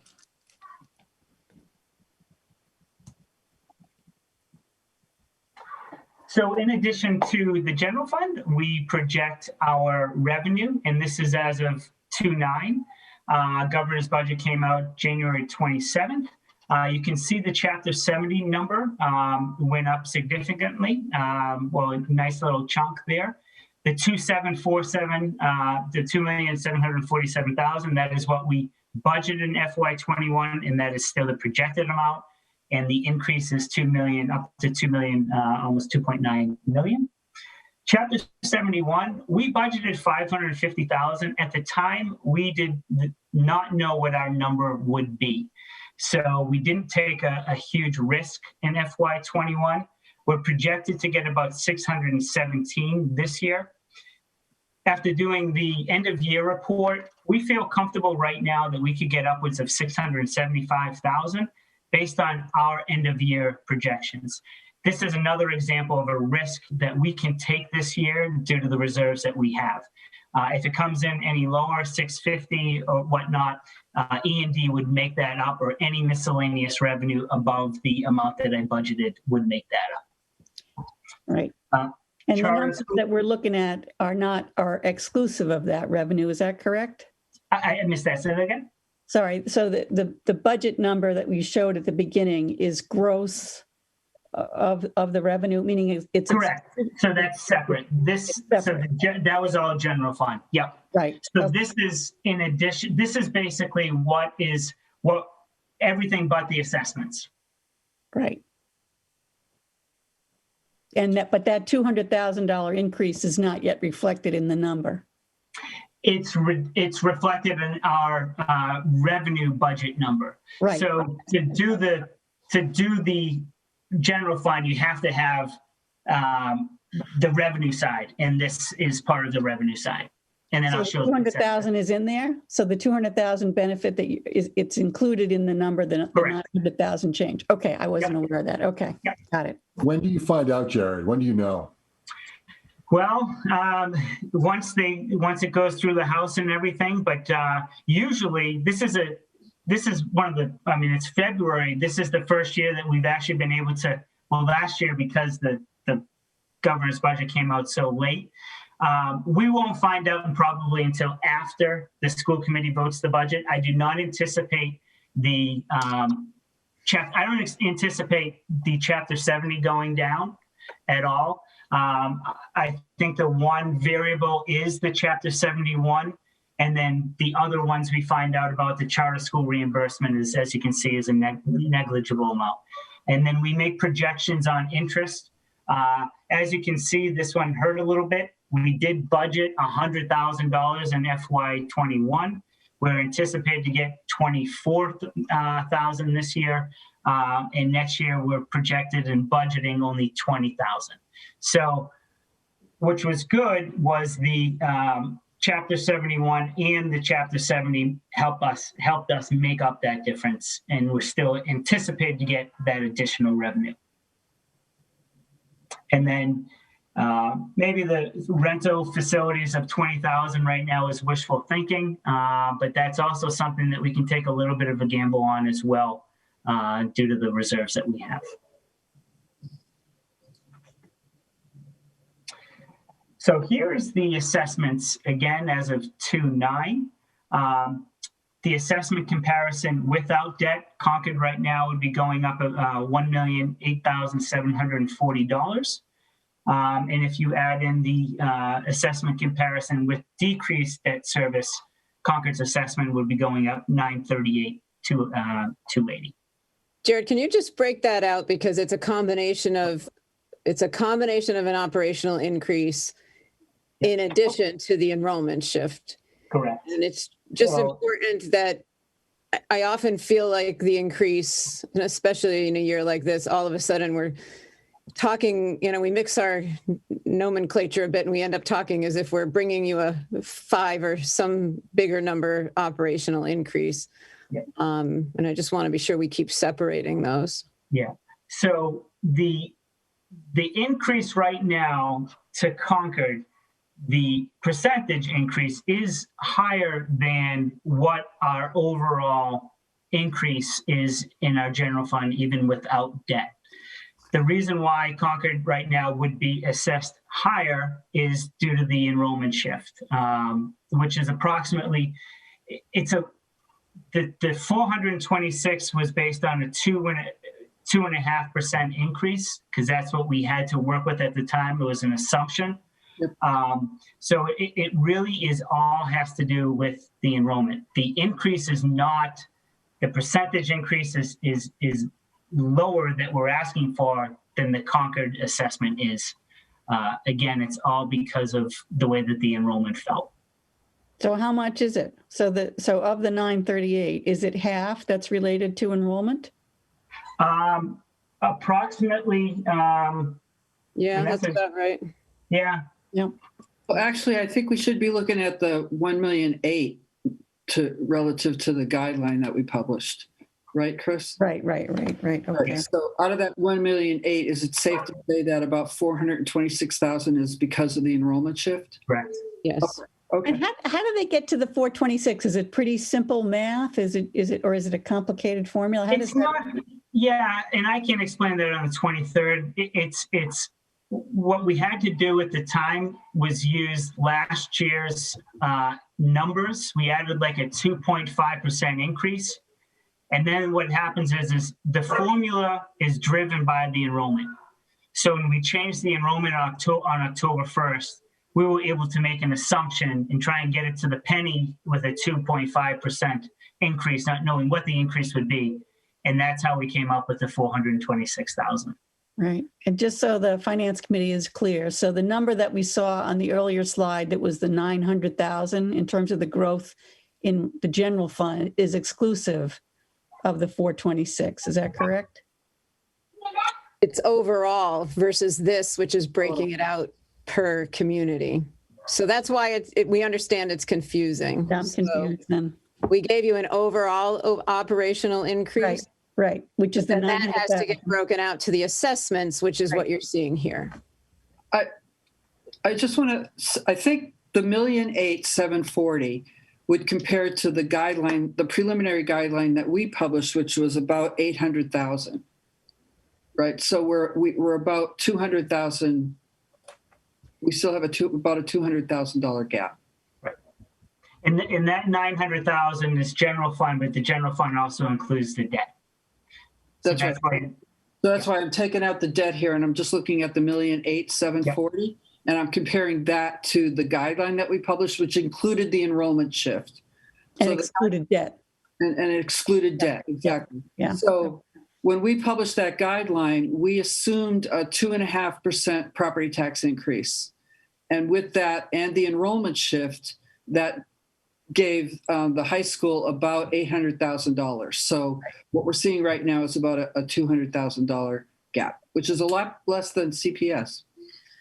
But it's still a $200,000 gap. I just do want to clarify a little bit. I agree with everything you just said.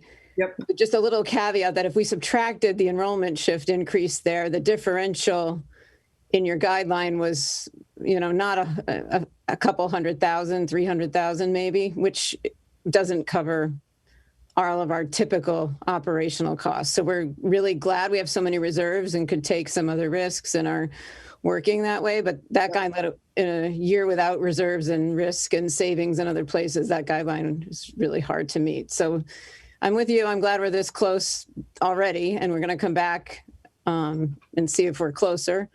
But that was a hard guideline to meet, I think. So I think it's a hard guideline. We're working, Mary. We're working. I know you are. The guideline was low because we're missing the local receipts. Understood. So, and we're trying to keep property tax reasonable. So, but enough said. And just so everyone knows too how the formula works to get to the $200,000 difference is not a $200,000 decrease. It's really a 3. You're right. So yep. I just want to point that out. Thank you. There's no way to disproportionately take the reductions, Jared? He's good. He's not that good. So this budget assumes you're not going into E&D at all, right? You have it there. No. Some of your revenue estimates don't come in with what you're expecting, but you're not actually using E&D as a revenue source in this budget. Is that correct? We are. We're using 300,000. Oh, you are? I didn't. Yeah. Oh, okay. Yeah. I didn't know. That's good. But we can do that because E&D is at 5%. Right. So it's okay this year that we're doing that because we actually almost need to do that or we're going to be over the 5%. So we're benefiting from I was going to say, don't you need reserves? Yeah, we need. Laura, you need to do that. We do need to do that this year. That's what I heard Tuesday night. Right. Yep. Okay. That's right. You are. Okay. Thank you. Good to know. In another, my goal is still to not use E&D for revenue. You've heard me say that for years. We've made progress. This isn't the year to worry about that because other things have shifted around us and it's actually okay. But over the long term, you still want to make your way out of that habit. Yep, I completely. Greg? Oh, sorry, Mary. Christine, I just had a comment on our guidelines process and the number of, the offset of Concord's share of it. Do we ever take that into account for the incoming number of kids coming in about how that will impact the budget? And Dr. Hunter, does it vary widely from year to year, or is it sort of, we know from historical numbers what it, sort of will be coming? Right. For?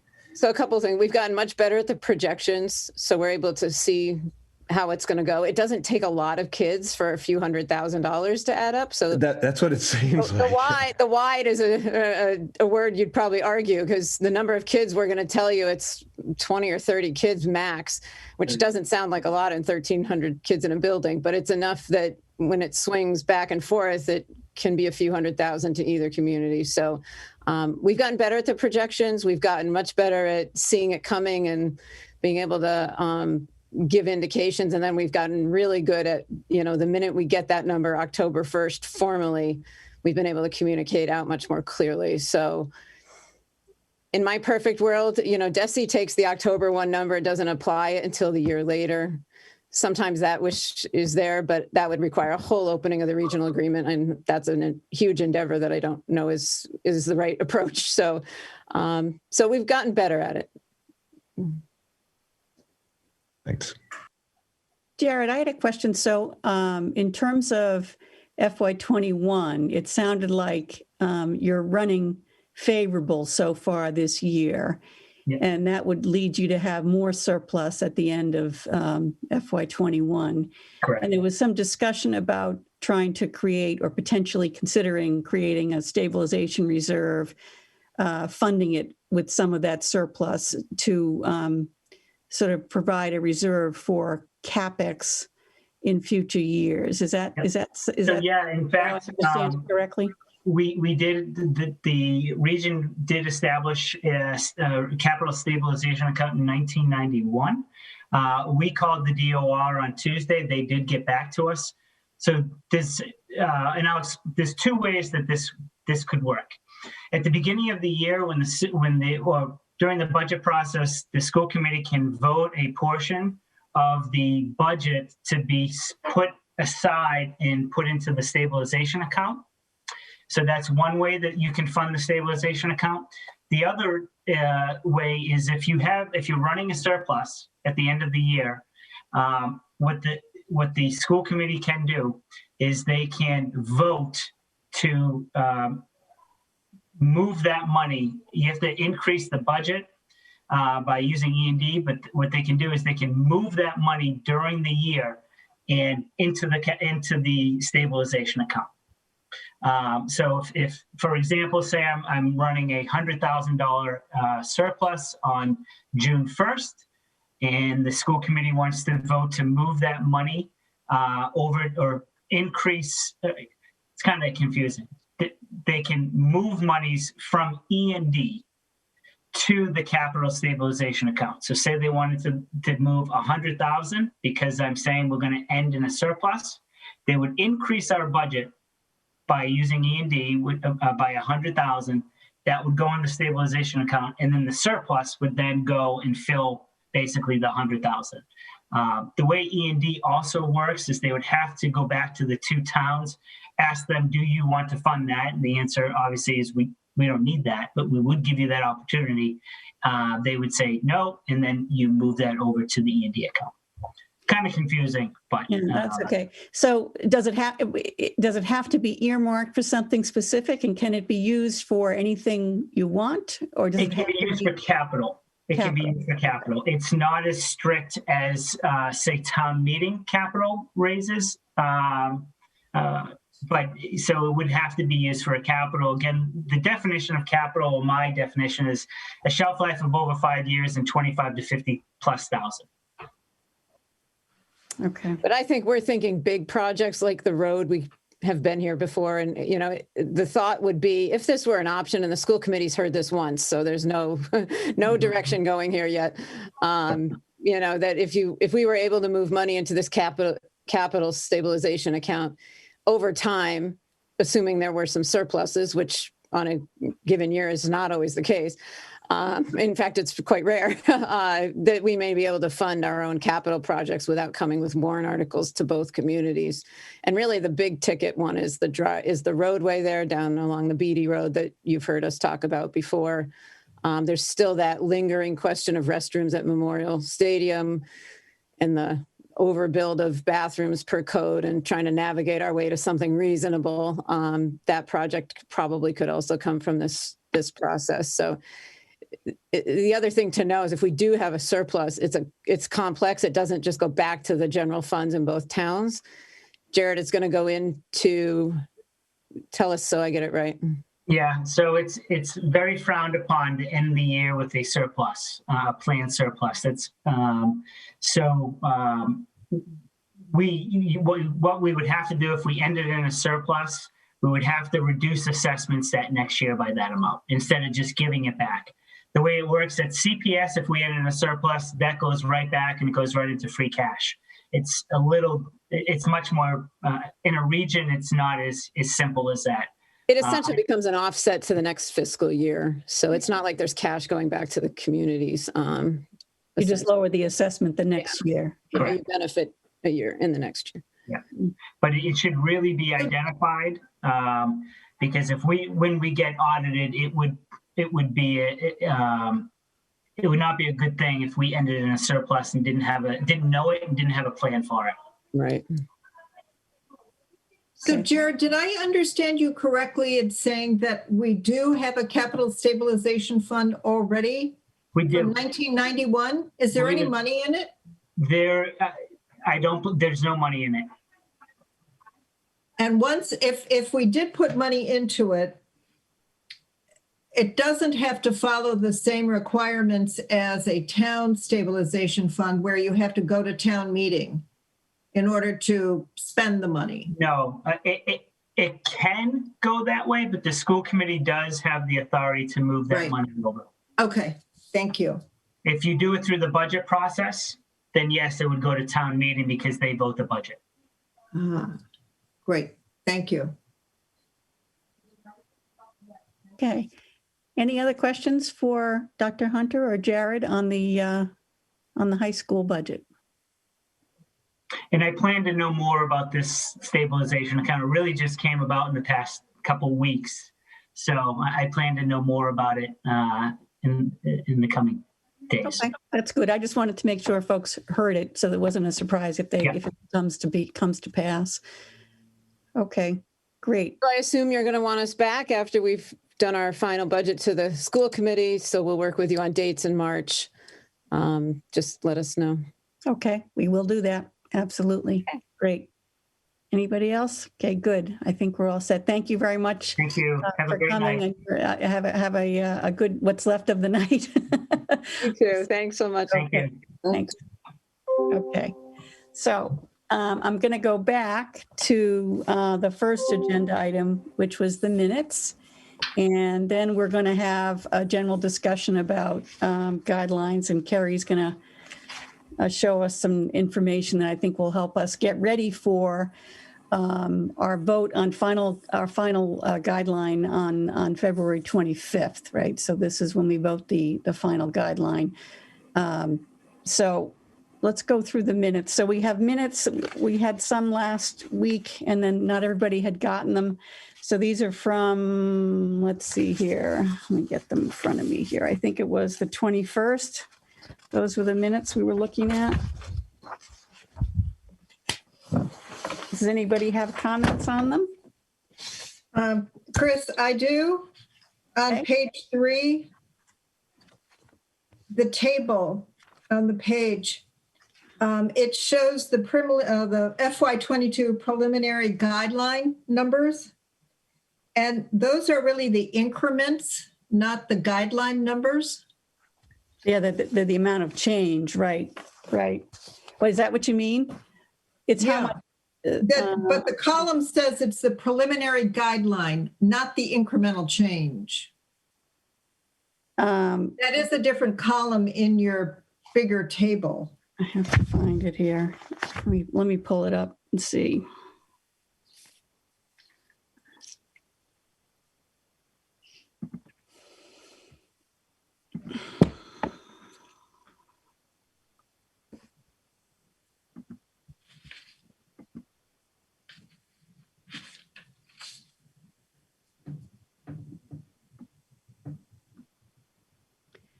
Sorry. Okay. Okay, so let me just see what table we're talking about.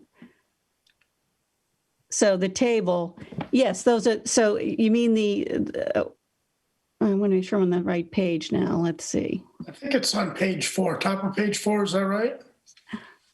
It's on page 3. Page 3. What? It's also in the other document for the FinCom, but it's on page 3 of the guideline subcommittee minutes. Yeah, so it's what we voted, right? So it shows the 2,043,799. Is that the chart you're looking at? I'm looking at that right there, but that's not the preliminary guideline. That's the incremental change. No, that is the guideline. That's the guideline. That's what we give them. So I think what's going on is technically it's the incremental change over last year's budget, but Correct. It is the guideline. That's the guideline. The top kind of implies that maybe. No, Mary, if I have it wrong, but that's what I thought the guideline was. Guideline. Yeah, that's it. You can increase your spending by this amount. This much, right? That's what the guideline's meant to be. So it doesn't give you the total number, Dee. That's not how we do it. Okay. Okay. So Yeah, this is the preliminary guideline, the incremental change above the 21 budget. right. It's what we're All right. saying. You can spend this much more. That's really what the guideline is. Okay. Okay. Anybody else have questions on the minute? I had the same issue that I had last week, which was just on the numbers about the sustainable growth rate. So when I read it again, I think it was still there. Yeah. So on the bottom of 2, so D, this is where it references you as saying 0.68. What I was thinking of doing is just saying in light of the low SGR and then just strike the number. Perfect. Okay, then I'll do that. So Anita, if we can just end the sentence on the bottom, the last paragraph on the bottom of page 2, where it says low SGR, just put a period there, strike the of a 0.68. And then in the next line down where it says, Mr. Banfield noted that the COLA for the year, it should be SGR in that line. And then I think we're good if we do those 2 things. Yep. Okay? Got it. Great. Any other changes on minutes? Okay, good. So I move to approve the minutes as amended. Second. Great. All right, let me do a roll call vote on the minutes. I'll just go around. Chris Reynolds, I'm a yes. Mary Hartman. Yes. Dee Ortner. Yes. Parashar Patel. Yes. Ray Andrews. Yes. Greg Gorillo. Yes. Brian Taylor. Yes. Bill Swain. Yes. Wade Rubenstein. Yes. Andrea Zoll. Yes. Lois Wassoff. Yes. John Hickling. Yes. And I think I got everybody. All right, so that's unanimous and we have minutes. Okay, good. So I just want to regroup and sort of talk about where we are and where we're going on guidelines here. So I asked Carrie to pull together a document just to sort of refresh our view of what we have going on. Gives us a little history on guideline and the impact on taxpayers as it brings us all the way up to where we are now in preliminary. And then secondly, we'll pull together a little chart that shows this is where we are versus the preliminary guideline versus what the budget units have requested, which at the moment is a pretty significant gap. And then we have a model that we use. So I want to start us looking at what it is what we're going to have to do here when we meet on the 25th, right? So we're going to have to vote a final guideline, and we know what we know. So Carrie, can you put up that history chart, and maybe we can just, we can walk through that.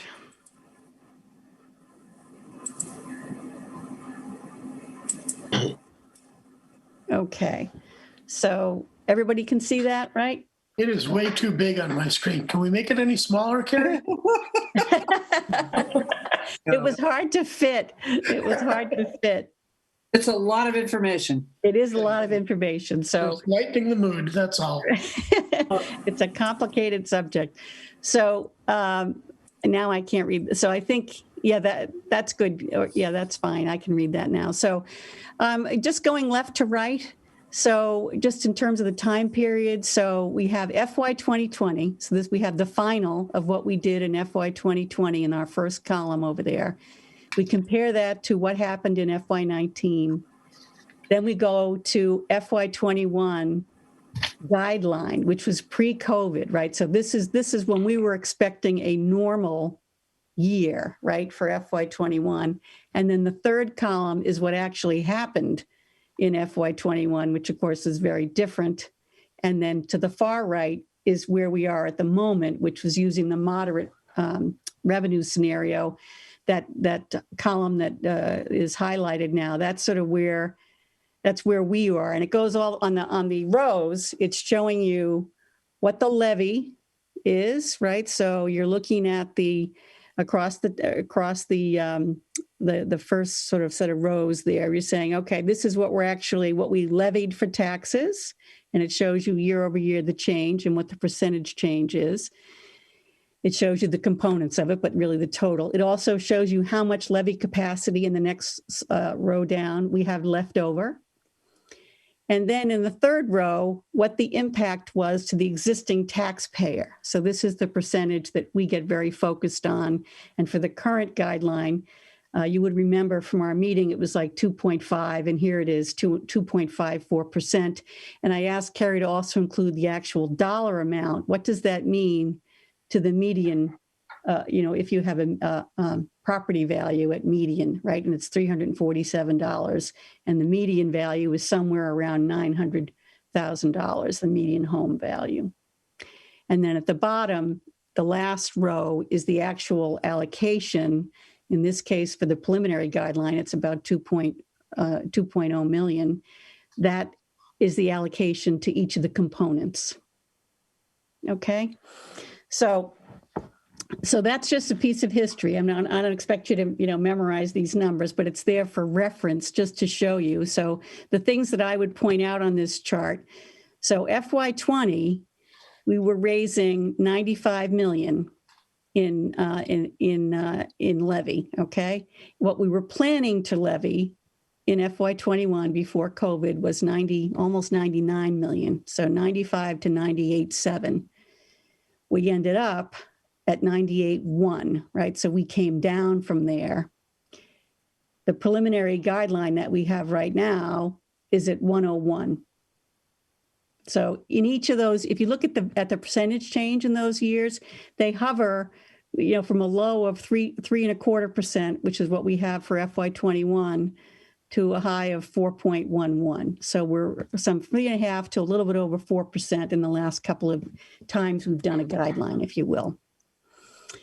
The impact to the taxpayer, you can see it hovers under 3%, 2.5, 2.2, 2.9, 2.33. It's somewhere in the mid to high twos is where we've had impact to the taxpayer. Well, if you look at the allocation, so you'll see where the final allocations, come in, and you can see, and we talked about this before a little bit. So let's focus on Concord Public Schools, right? So that's the line that we allocated proportionately around 739,000. And you'll see it really has been running about $1.1 million, $1.2 million, $1.4 million, right? That's what the actual final allocation has ended up being. So we're pretty different on CPS than other final guidelines, if you will. The town, you can see in last year, and those of you who were on the committee last year, the town had the real decline last year because they had the capacity to do it. So they did. So they had some attrition. They had also free cash that they had a surplus and some free cash that they use, and that helped keep that number low last year. If you go back to FY20, you'll see a very different number there. And that was the year when there was a lot of headcount additions. And then we came back last year for our guideline. You can see we didn't increase that very much because there had been a large growth in the town budget in FY20. So that's a little bit of history there. And now, Carrie, can we talk about what how we look today, preliminary guideline versus budget requests? Do we know that? Up here. Okay, great. So you can see we are $3.8 million apart. That is a big difference. Now, they've told us, both the town manager and the superintendent have told us that those budget numbers, those budget requests are preliminary. They are in the early stages of developing the budget, and they expect them to come down. So I think that's what we're seeing there. However, it's still a pretty big difference. Chris, could I, just one clarification? Sure. The delta really is 1.78 million. Okay. The 3.8 million is because there's nothing filled in over here. So if you take the two. Okay. So it's $2 million. Okay, that makes more sense to me, I'm going to say, because I thought they were 2 times our number. Okay. So if we're at 2.0 million, we're at $2 million. The requests are at 3.8 and the difference is 1.8 million. Sorry, guys. Yeah, that's right. It's still a big difference. Okay, good. So, all right, now, so that's kind of where we are, and you can see the components there, right? So the biggest difference, not surprisingly, is at CPS because our number was a lot lower than what I would expect they would need. Yeah, Mary? Can I ask a question? When we're looking at the delta, the town's number, is that what the town kind of came in with 2 numbers? Which one is this the one where they wanted to come in with the extra $1,044,000? So this is just the additional amount that we were suggesting that you give additional consideration to. This isn't the full budget request. Okay, so this is in addition to what the guideline would have given you. Yes. The 536. Okay, thank you. Got it. So Carrie, that's the number that the town is asking for is the $500,000? In addition to the guideline. Yes, right. But we still have a big gap to fill, to fix on our end. Right, because about half the number you're saying you're going to try to absorb. Right. Okay. If you recall, there was a list of items and there was kind of a above the line, below the line. Yep. And that 500 and change are things above the line that were identified as kind of core things. And then there were things below the line that we were still working on. Okay. So it's our best guess right now of what the distance is. Is that a fair way to say what the gap is? Okay. Yeah. Okay. So, Christine, can I just add, I'm having trouble following that real quick. Sure. So we, just real quick to go over. So for the town, we gave a guideline of 508, right? Yep. What Carrie has highlighted. So then Carrie, can you just state about the 536 again? That's above what we. Yes. Right. This is the additional amount that we would like you to consider adding to the guideline. This is not the full delta that we're working with, but the rest of it, we are hoping to be able to figure out a solution on our own. Okay, so the 1 million in the final versus final column is what you would have asked for a guideline. for it? Is that That would be the total increment that we're looking for. okay? Gotcha. Okay, thank you. So if Okay, the guideline was a 2.54% property and tax increase to the existing base, what would be this if we added 1.783 million to that? No, 1.783 million to that. What does that mean for the property tax increase? So you're in the range that's highlighted. The I'm sorry? 4.3%. 4.3? To Yes. the base. Yep. That's comparable to the 2.5, Mary. Good. Great. Thank you. Can we do something similar? Mary, did you ask that question just for the town element of it? No, this is the total. Okay, thank you. The total. The total meaning the 3.8 million. If we increase exactly. Okay, thank you. Which includes our guideline plus what they're coming in over the guideline. So that would be 4.3% property tax increase. Okay. I mean, not okay, but. Yeah, right. But there you have it, right? So, right. So just for sake of argument, right? So if we looked at what happens when you're at 3%, again, hypothetically. So if you're at 3%, the allocation to the guideline moves to, looks like 2.5 million. You see it there, you guys, on that highlighted row, 2.5 million. So that's, that's at 3%. So that's higher than what we've been the past couple of years, right? And so the big issue here is the absorption of lost revenue. So if the taxpayer were to absorb another $500,000, or we had guidelines for another $500,000, that brings the impact to the tax base to 3%. And I don't know what that is in dollars, but it's a 3% growth, and that's $500,000. So I had one other question, just to make sure I understand this table correctly. Let's stick with the town for a minute. Carrie, what was the total request from the town? It wasn't really 29.07 million, because I thought you said you guys are actually above that, but you're going to figure out a way to get down to that. Is that correct? Yeah. That's correct. Okay. The town asked for like $1.4 million Parashar, and we gave them 500,000. So there was a spread of like 900,000. And now but in their analysis, they came back and they said, we think we can maybe get halfway there. Yep. If you guys can get halfway there. So just anyway, and halfway there, the 500,000, that takes you to 3%. And that's just the town, right? We still have. Well, I understand that. Yeah. And then if we fill in the CCRSD, that 21.4 million, is that off of the spread? Is that off of the presentation they just gave? Meaning that's their current request? Yes. Okay, perfect. Thank you. And okay, that's helpful. I guess I'm thinking out loud here, forgive me. But Stephen, I think, just made a point saying we need that extra $500,000, 536 for the town.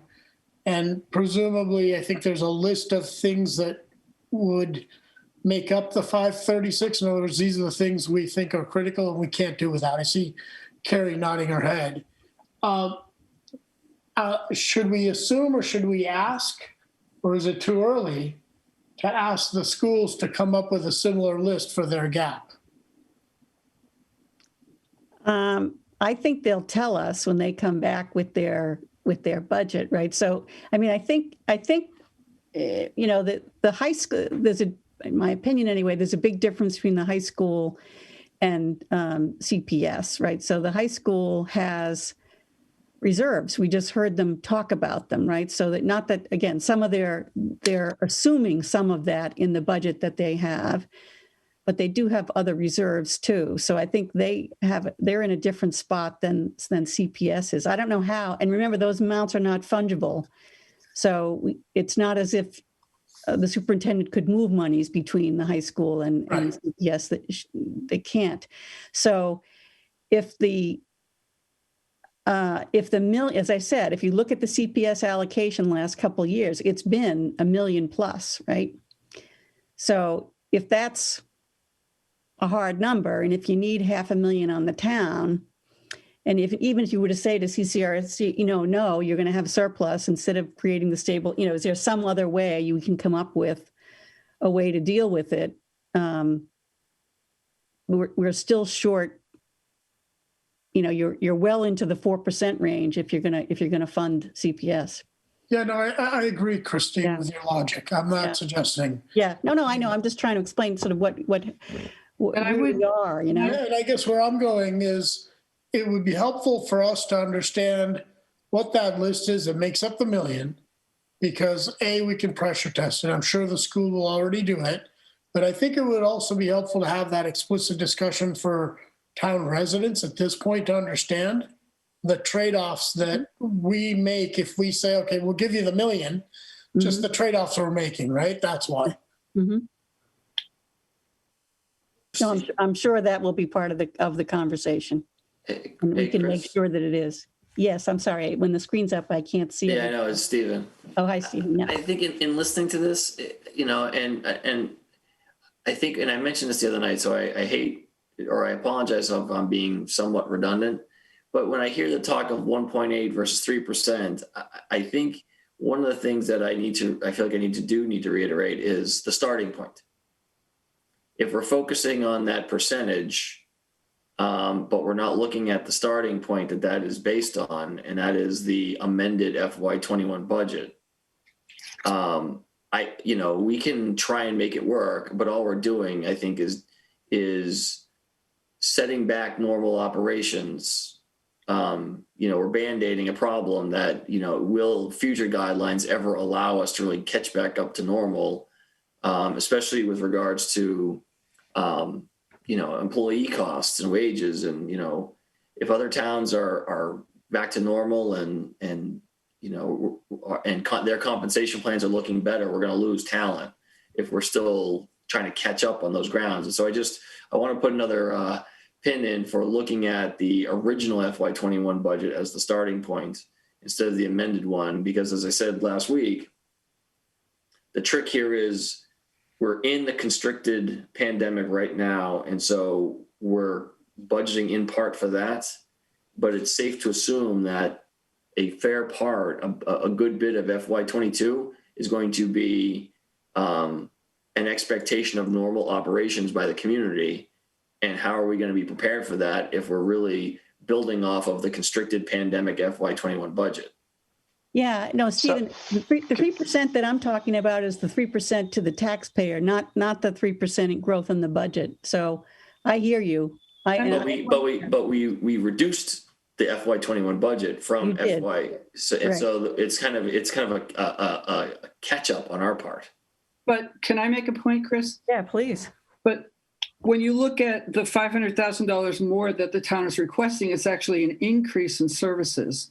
So I think what I'm hearing you say is because we took such a dip in FY21 because of COVID, we need to come back up to a level field. And yet the 500,000 guideline, I think that's what the original guideline was, can help get there. But the incremental 500 is in fact increased services. So increased cost to service. Well, no, there were actually increased services. I thought plant service increases. The library. Yeah. The library for sure. Right. And the second biggest item though was the loss of parking meter revenue, and we do have contracts that we need to maintain. I think it's funny that we're paying for parking meters. We're paying for parking meters that we're not using. Yeah, they're computers. They need to be maintained. Why don't we just take them out, though? I mean, it just seems silly to me that we're paying maintenance on parking meters that we don't use. It's just, that's. Can I ask a question, just so I'm clear? And I think that you guys have addressed this, but I'm just still not clear on it. So my apologies. When I see the 29,076,276 for the town, and then the 536,461. Is it fair to say, Carrie, that the 2906, the 536 is actually what you actually need? That's sort of a hard-coded need based on last week's conversation. You're not going to make an adjustment to that 2906. That's sort of what you need relative to the CPS and CCRSD, which we know that they're probably going to come back to us and make some adjustments. Am I thinking about that properly? Well, so I think the difference is CPS, the number we're showing for CPS is what they showed as their total budget request as of last week. And they were perfectly clear that they were still working to bring that number down. Correct. The difference with what we're showing for the town is we're at a higher number, but we're just showing the additional increment that we're looking for because we're going to work to bring that to meet the 29,076. So okay, so just for my for simplicity's sake, I'm just trying to understand, like, what number can we hard code the town number here, and to work with it, or should we not? So because it sounds to me that Stephen and Stephen are saying the 536 is actually what you actually need, based on the conversation we had last week.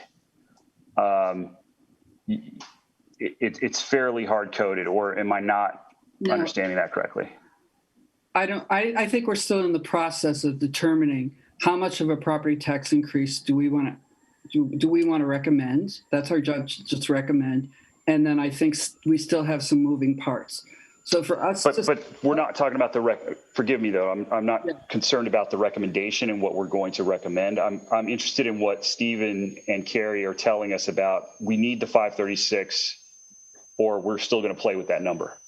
So sorry, go ahead, Carrie. I was just going to say, so the budget that we brought to you last week was actually $1,889,000 increase over the current year.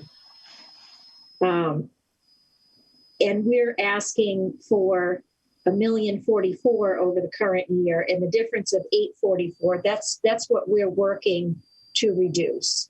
And I think we made a reasonable commitment that we will work to reduce that to zero. Does that make sense? Another way, Carrie, because I think that was so.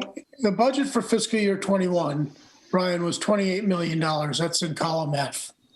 And the initial request, the sum of the request, came in at 29.8 million. Is that what you're saying, Carrie?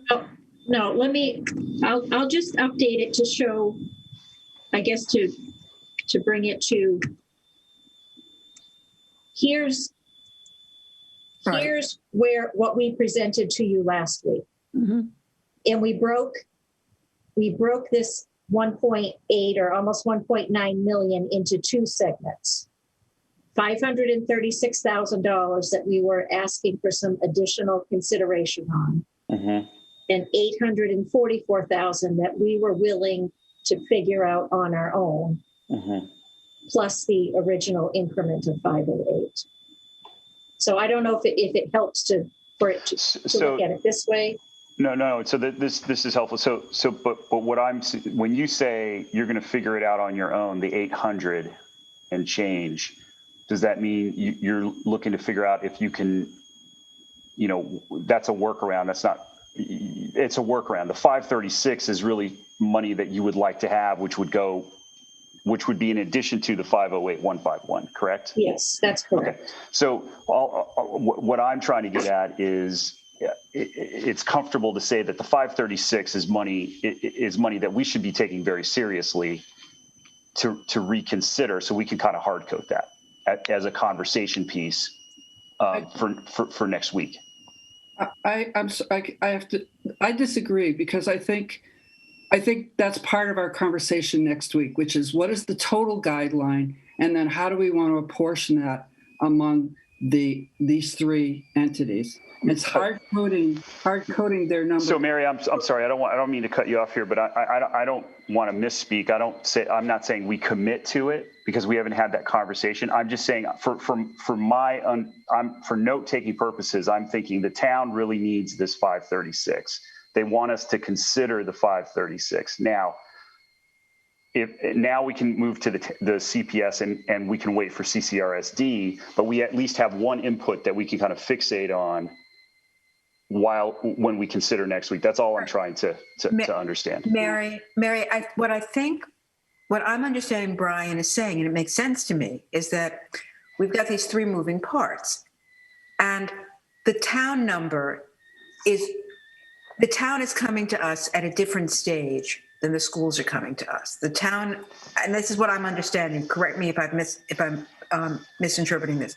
The town is basically saying to us, we've already gone through not the whole process. We're not saying that there's absolutely no room, but this is what we truly need. Whereas the schools are both coming to us and saying, in their current view, I'm not saying it's engraved in stone. And then the schools are coming to us and saying, this is a work in progress. We know that there's room here and that we can come down. So it's just, if you look at all three numbers as though they're in the same place, it's a little misleading. But in fact, I think when Carrie and Stephen came last week, they said that in fact they weren't as far along in their budget process as they were hoping, and that the $1.8 million number was really the wish list, and that in their first round they had come down to only needing another 536 over the 500 we originally gave them. So to assume, I think it's unfair to right now to the schools to think that somehow the town has already made some cuts that the schools haven't. And in fact, the guideline process, we don't hard code one request and let the other ones all take up the slack if we want to keep to a specific property tax increase. So Mary, this is Parash. I'm going to chime in because I agree with what Brian is thinking about, his thought process, and what Lois also just said. And okay, I'm not suggesting that we're hard coding one and then putting the burden on the other two. But I think a few minutes ago, we were trying to get a realistic assessment that if, for example, we believe that all three groups really need this money and we were inclined to raise our guideline, what would be the impact on the property tax, right? And now whether we go that direction or not is another story, but I was thinking the same way. Okay, the town's clearly, and Stephen and Carrie can correct us if we're wrong, but I thought I heard total sum was 1.8. We've pressure tested it. We think we can take care of 800. There's another 536 we would really like on top of the guideline. And if that's the case, we can sort of keep that in mind, do something similar when the schools are there, and then we get a sense of, okay, total pressure tested amount, what is their real request? How does that compare to our current guideline? And do we feel comfortable moving the guideline up and increasing the property tax so that we can meet the needs or the requests of all three? That's kind of the way I'm kind of thinking about what to do in 2 weeks. So I'm a little bit with Brian and Lois in terms of internal thought process anyway. Yeah, and I want to be respectful to Mary's comment. I maybe hard code is the wrong word because I in no way am I suggesting that it's a hard coded sort of that's the fixed number. It's just I'm trying to get a reference point for the town based on what their comments and updates were today, so we can just start calibrating directionally where the adjustment might be heading. As we kind of think about this and get these other two inputs. I appreciate that, Brian. Where I like to start when I look at this whole thing is the increase to the property taxpayer. That's what I think of as the hard coding start point. And with that, I'll end the conversation. Thank you. Carrie, one question. What are the assumptions about other sources of revenue next year? Is it flat based on 21? Is there growth? What are we seeing for local receipts and other sources of revenue? Well, so local receipts are still projected to be down quite a bit. I mean, we're about $2 million off of of where we were in fiscal 19. And, you know, at this point, at this stage in the planning process, we believe that there will be some increase, but we certainly don't think that we will get back to where we were in fiscal 19 in fiscal 22. So can you show us that number? Is that?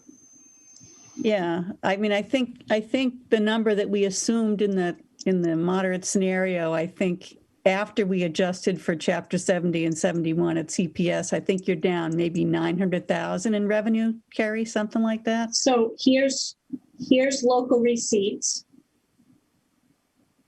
The total estimate now for fiscal 22 is 6,415,000. Yep. And well, back when we put the budget together back for fiscal 20, we were projecting 8.5 million based on trend.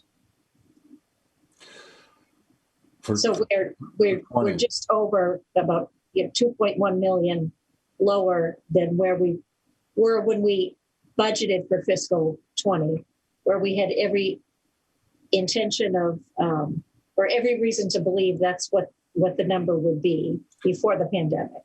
And Carrie, can you just help me out and just briefly list the items that go into local receipts?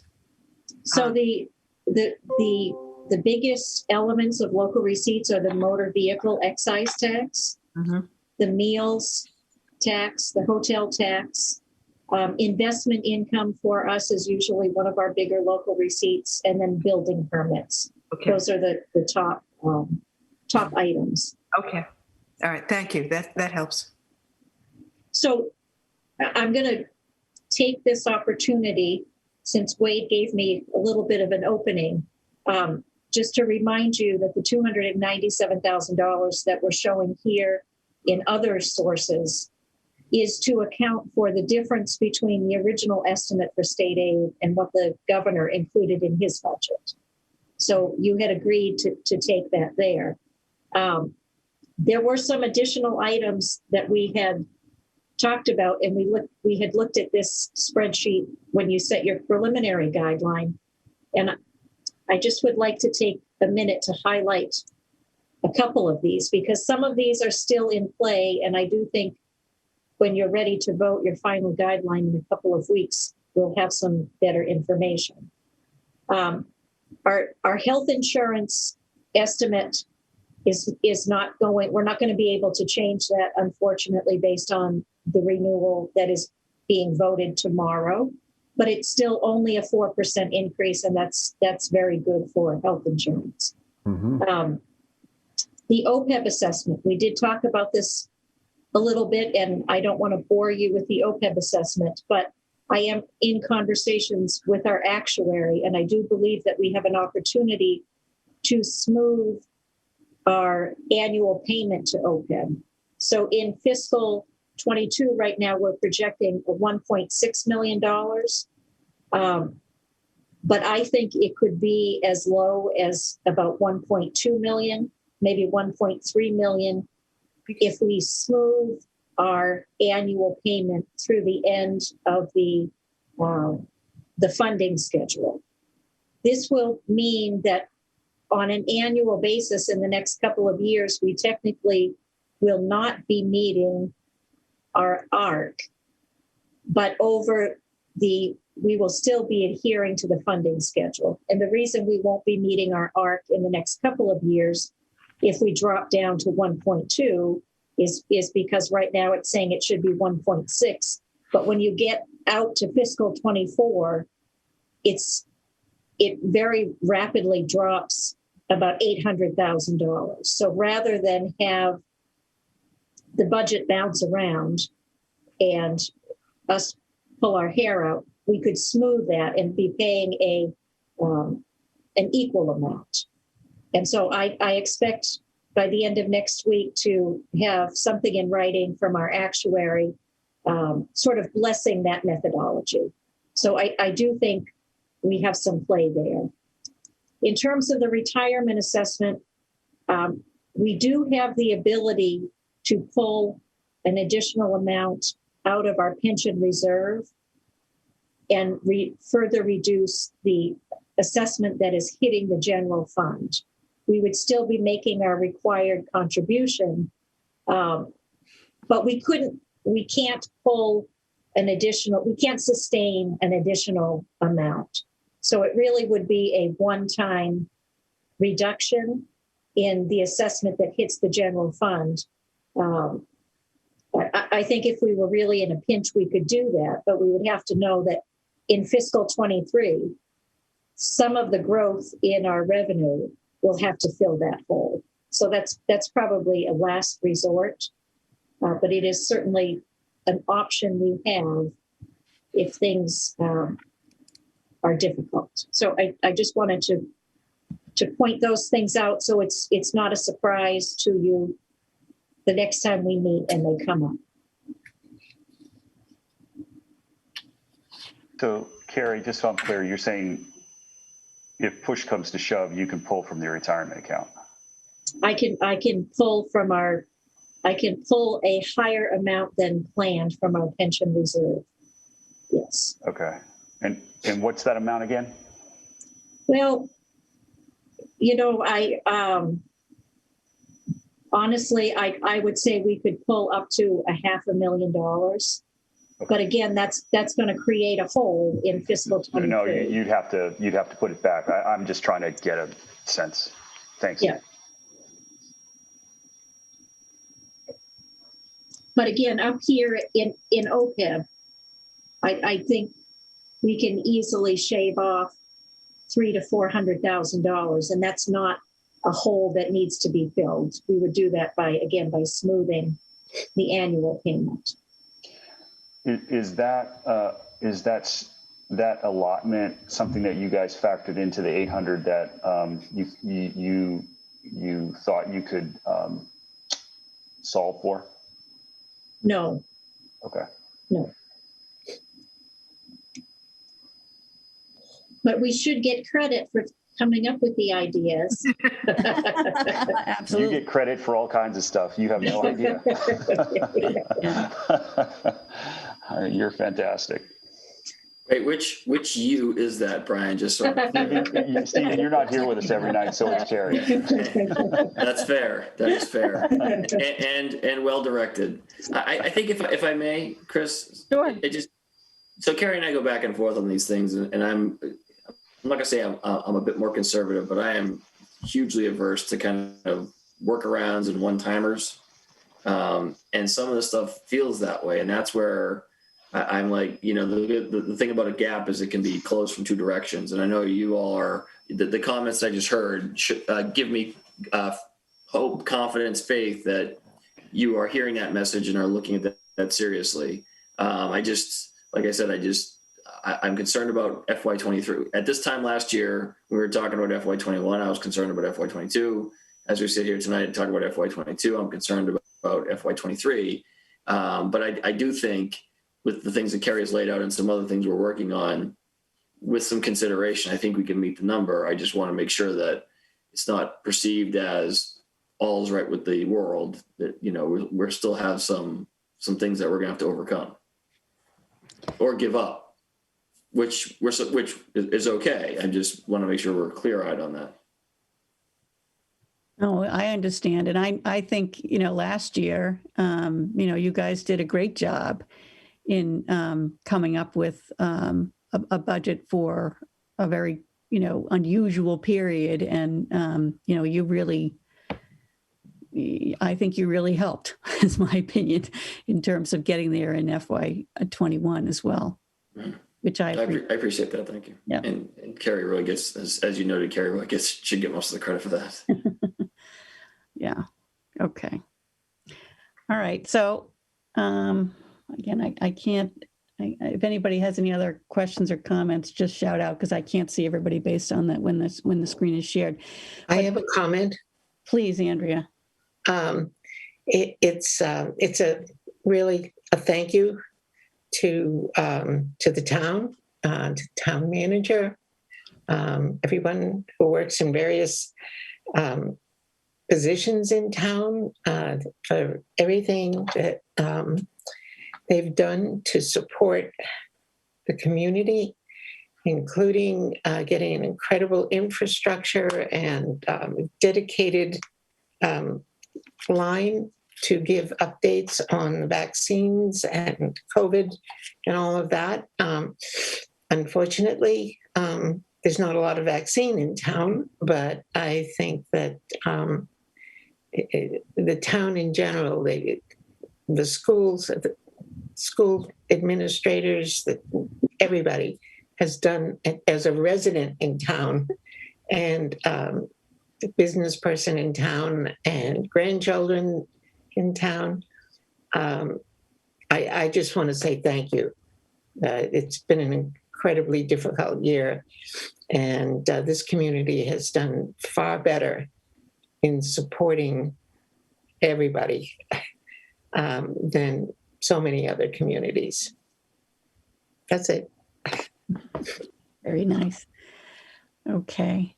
Chris, I have a question for Carrie. Yeah. Carrie, with regards to the OPEB and smoothing that, I get it. It seems like a really reasonable thing to do, but I'm wondering, how do the auditors, or how would there be any negatives that you can think of associated with doing that? No, I mean, I had a very long conversation with the actuary. The actuary we work with performs this same type of valuation for a lot of our comparable communities. He said the town of Concord is so far ahead of where other communities are in terms of funding the OPEB liability that he doesn't believe that, technically not meeting the ARC by smoothing the contribution would not be seen as a negative to the town. Okay, good. And then Chris, the other comment I wanted to make, actually it's to you, I guess, well, to the FinCom, but when we created the 2.5%, that assumed 200 of that money that's coming from the state, the 297,000 up, and we were looking at it as 300,000. 200,000 was going back to the taxpayer, and 100,000 was coming out of the allocations to the town and the schools. And I'm wondering if we threw that back in. I mean, that could be $300,000 that we decide we're going to put back in to the mix. It would take us back to the 2.71%. So that means the sustainability aspect would go away. I'm wondering if that's something that we should be looking at. And when would we look at this? Would it be 2 weeks from now, or? Yeah, we're going to vote. So when you say the sustainability thing. Well, remember, I was wondering, what are we doing about sustainability? Because we were. Oh, you mean, the SRG. Right. SR. SRG, yes. Yeah, okay. Yeah, GR, I should say, SGR, pardon me. SGR. Yeah. One of those acronyms. Yeah.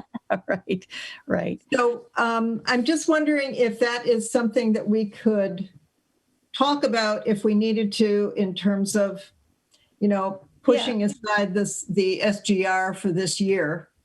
Well, I mean, I think yes, I think we can talk about how we want to come up with the recommendation and whether we reflect what's a very, a period of very low inflation and a very unusual time, right? So it's there. It doesn't seem to tie to the way the costs grow in the town, right? At least the way, contracts are negotiated. The majority of the driver is payroll related. Most of the, well, I shouldn't say most, but at least in the schools, most of the costs are associated with contracts. I think in the town, it's maybe split more 60-40, but a lot of the driver is those contracts. And the rates that we see are not at certainly 0.645, right? So those rates are at 3.5%. So that's this question, sort of how do you deal with it? You either have offsets somewhere else, and certainly with us losing over $2 million in revenue from from FY20, we don't have a lot of offsets here. And that's, I think we're in a pretty unusual period. And my belief is it's a, you know, it's a temporary period. And so I don't think you end up, you know, you go into,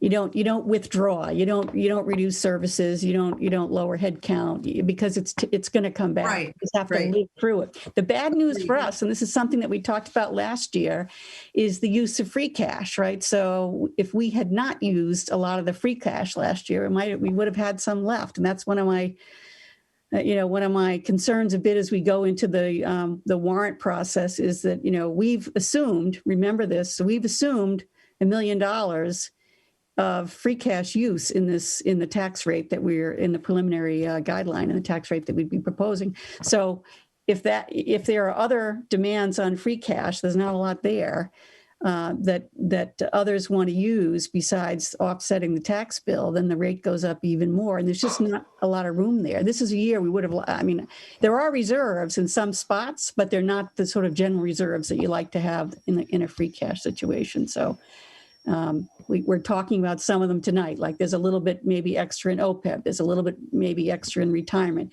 The schools have some E&D that they can use. Mm-hmm. But we were going in, you know, last year we had 11 million in free cash. This year, you know, we're around 6-7 million. It's a lot lower. It's a tough place to be given given given the large loss of revenue. You know, unless the town starts coming up with some other revenue estimates. But Carrie, I don't think we think those numbers are going to move that much, right? No. Yeah. No. So Chris, do you want to look at the calendar? Do you want to look at the calendar now and figure out? Because we're going to publish our final guideline on February 25th, and then we don't have another meeting until March 25th, and the warrant closes, I think, March 26th. Right. If we should schedule another meeting on March 18th. Yeah, well, let's just talk about that. So the school committee will actually, I believe, if I look at the superintendent's calendar there, on the 23rd of February, so before we vote final guidelines, they'll have a refined budget. It won't still be their final, but I think it'll be significantly different than what we've seen.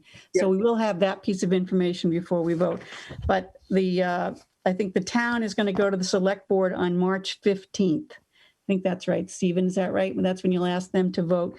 So if we don't meet again now until February 25th. So if we met maybe, what do you think, on the 11th or the 18th?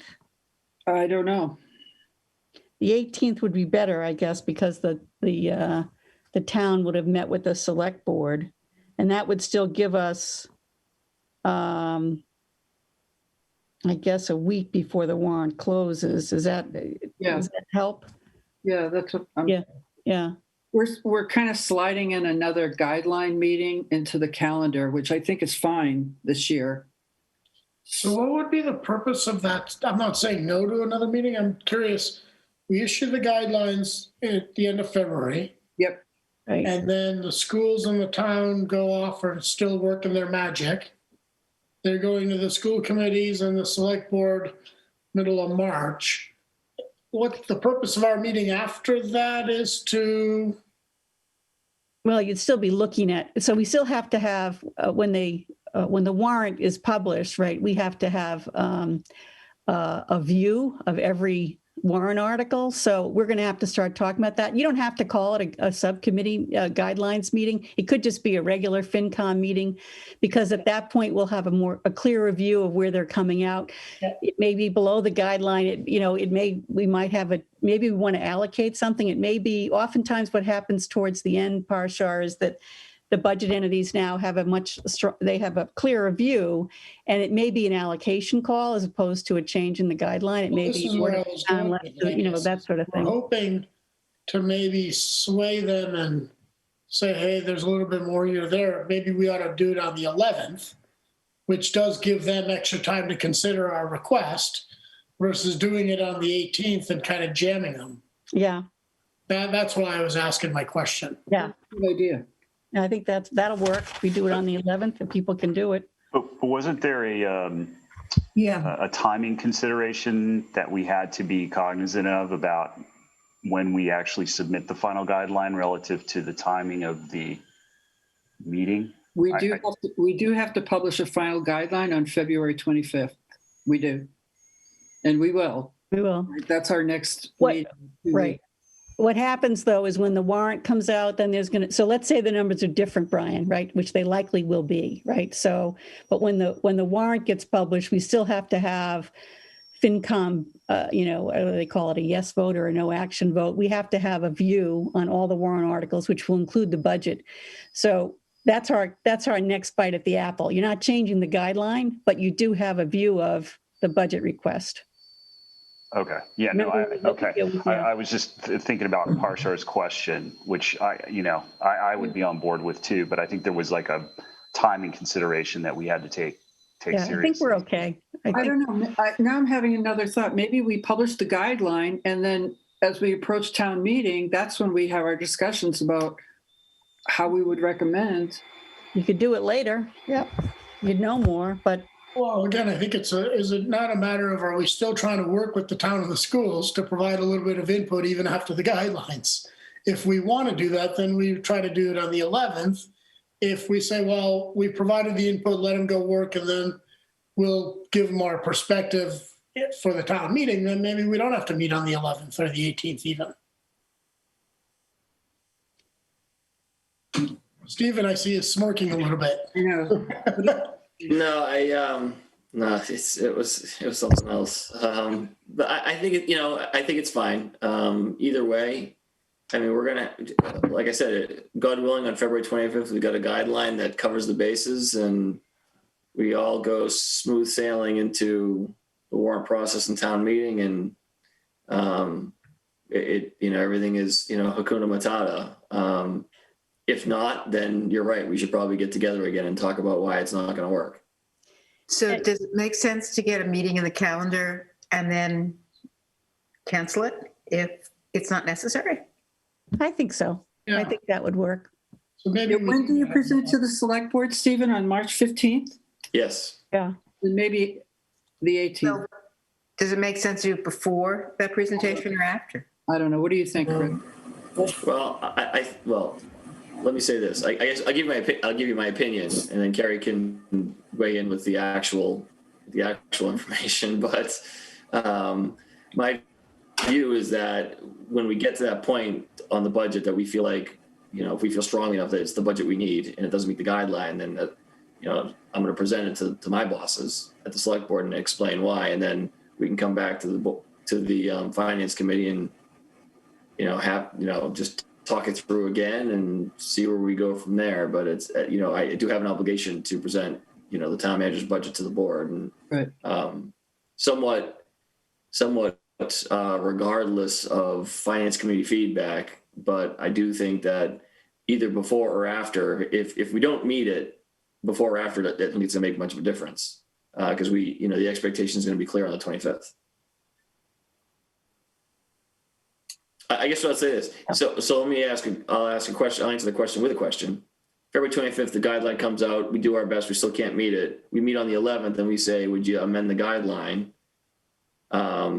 If there's a possibility that'll happen, then you're right. We should meet on the 11th. If it's a final guideline that's published and you're not going to change it, then it doesn't matter. It can happen after the select board meeting. Yeah. It is a final guideline. I think the only conversation is what we recommend at town meeting, and that doesn't have to happen then. I don't know. What do you think? Yeah, I think that's how it works, right? So right. We can't wait until right before. Yeah, we sort of have to have something before the warrant articles get published. So I think we have to have something on it's actually the 26th we're going to publish. So I still feel like, though, given that, particularly for the schools, perhaps, where their numbers are moving so much, I want to have a discussion with them while it's fresh, in terms of what's going on. So that feels reasonable to me, and we're going to know that before before the 25th, because they're going to get, they're at least have a reasonable number, I think, on the 23rd. So Stephen, so I think with the schools will be in a better position on the final guideline. And if the town is, as they told us tonight, is, they have a request. It doesn't, they're firmer than the schools are in terms of what they think they're approaching to what they need, right? So I feel like we probably will have enough information on the 26th to issue the guidelines. So that feels okay to me. I think in terms of having another meeting, it's not a bad idea for us to set up something on the 11th. If we'd end up not wanting it, then we can cancel it. It's a lot unknown. So I'm okay with booking something for the 11th. If we don't need it, we don't need it. Okay. Do we not have any meetings after February 25th until March 25th? That's right. Go back to monthly meetings, right? That now. Right. So we have no meeting next week. We have a meeting on the 25th. That's right. And right now, there's nothing scheduled until March 25th. Right. So we definitely need. Yeah. So it need seems a meeting. Yeah. Or at least to schedule maybe the 11th. Yeah, I think that's amazing. Give some time. I'm just going to throw this out. I think the 18th might be better because we'd have the feedback from the select board, what their feelings are about especially the town budget. Okay. Okay. Either date works for me. Okay.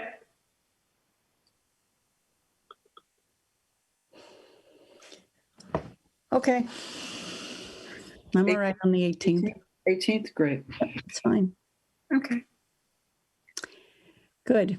Okay. So you have the schedules that we looked at tonight. Carrie, can you make sure everybody gets those or they're posted somewhere? So you need to think about it and you need to come prepared with some recommendations for what you think the final guideline should be and how the allocation should run. And then one just last point of clarification. Carrie, on the 25th, when we get together, will we have a new estimate from the town? And do we expect to have new estimates from the school by that time? Maybe they're not firm, but they're maybe closer to what is ideal? I don't think you'll have anything new from the school. Well, the school will present it to the school committee on that Tuesday, right? Yeah, we'll have something new. We'll have something new from the schools. If you watch the school committee meeting on that Tuesday, Parashar, I think you'll have a better estimate of what the schools are looking for. Yeah, I agree. Yeah, so we'll all have that on Thursday when we get together, 2 weeks from now. Yes. Yeah, okay. And will we have something more from the town, do you think, or? Stephen, I don't think that we're prepared to do anything more than request that additional 536. I think we feel pretty strongly about the reasons why we feel that should be in addition to the preliminary guideline. Okay. Yep. Thank you. Agreed. Okay. Good. So I think we did all of our business. Is there anything else anybody wants to bring up? Okay. If not, it's 10 o'clock. I think I will consider a motion to adjourn. So moved. Okay. I'll do roll call on the vote. Great. I'll just go around as I see it. So Chris Reynolds, yes. Parashar Patel. Yes. Dee Ortner. Yes. Ray Andrews. Yes. Andrea Zoll. Yes. Wade Rubenstein. Yes, please. Greg Carello. Yes. Brian Taylor. Yes. Mary Hartman. Yes. Bill Swain. Yes. Lois Wassoff. Yes. Okay, I think that's everybody. So that's a wrap. Thank you very much. Thank you. Thank you.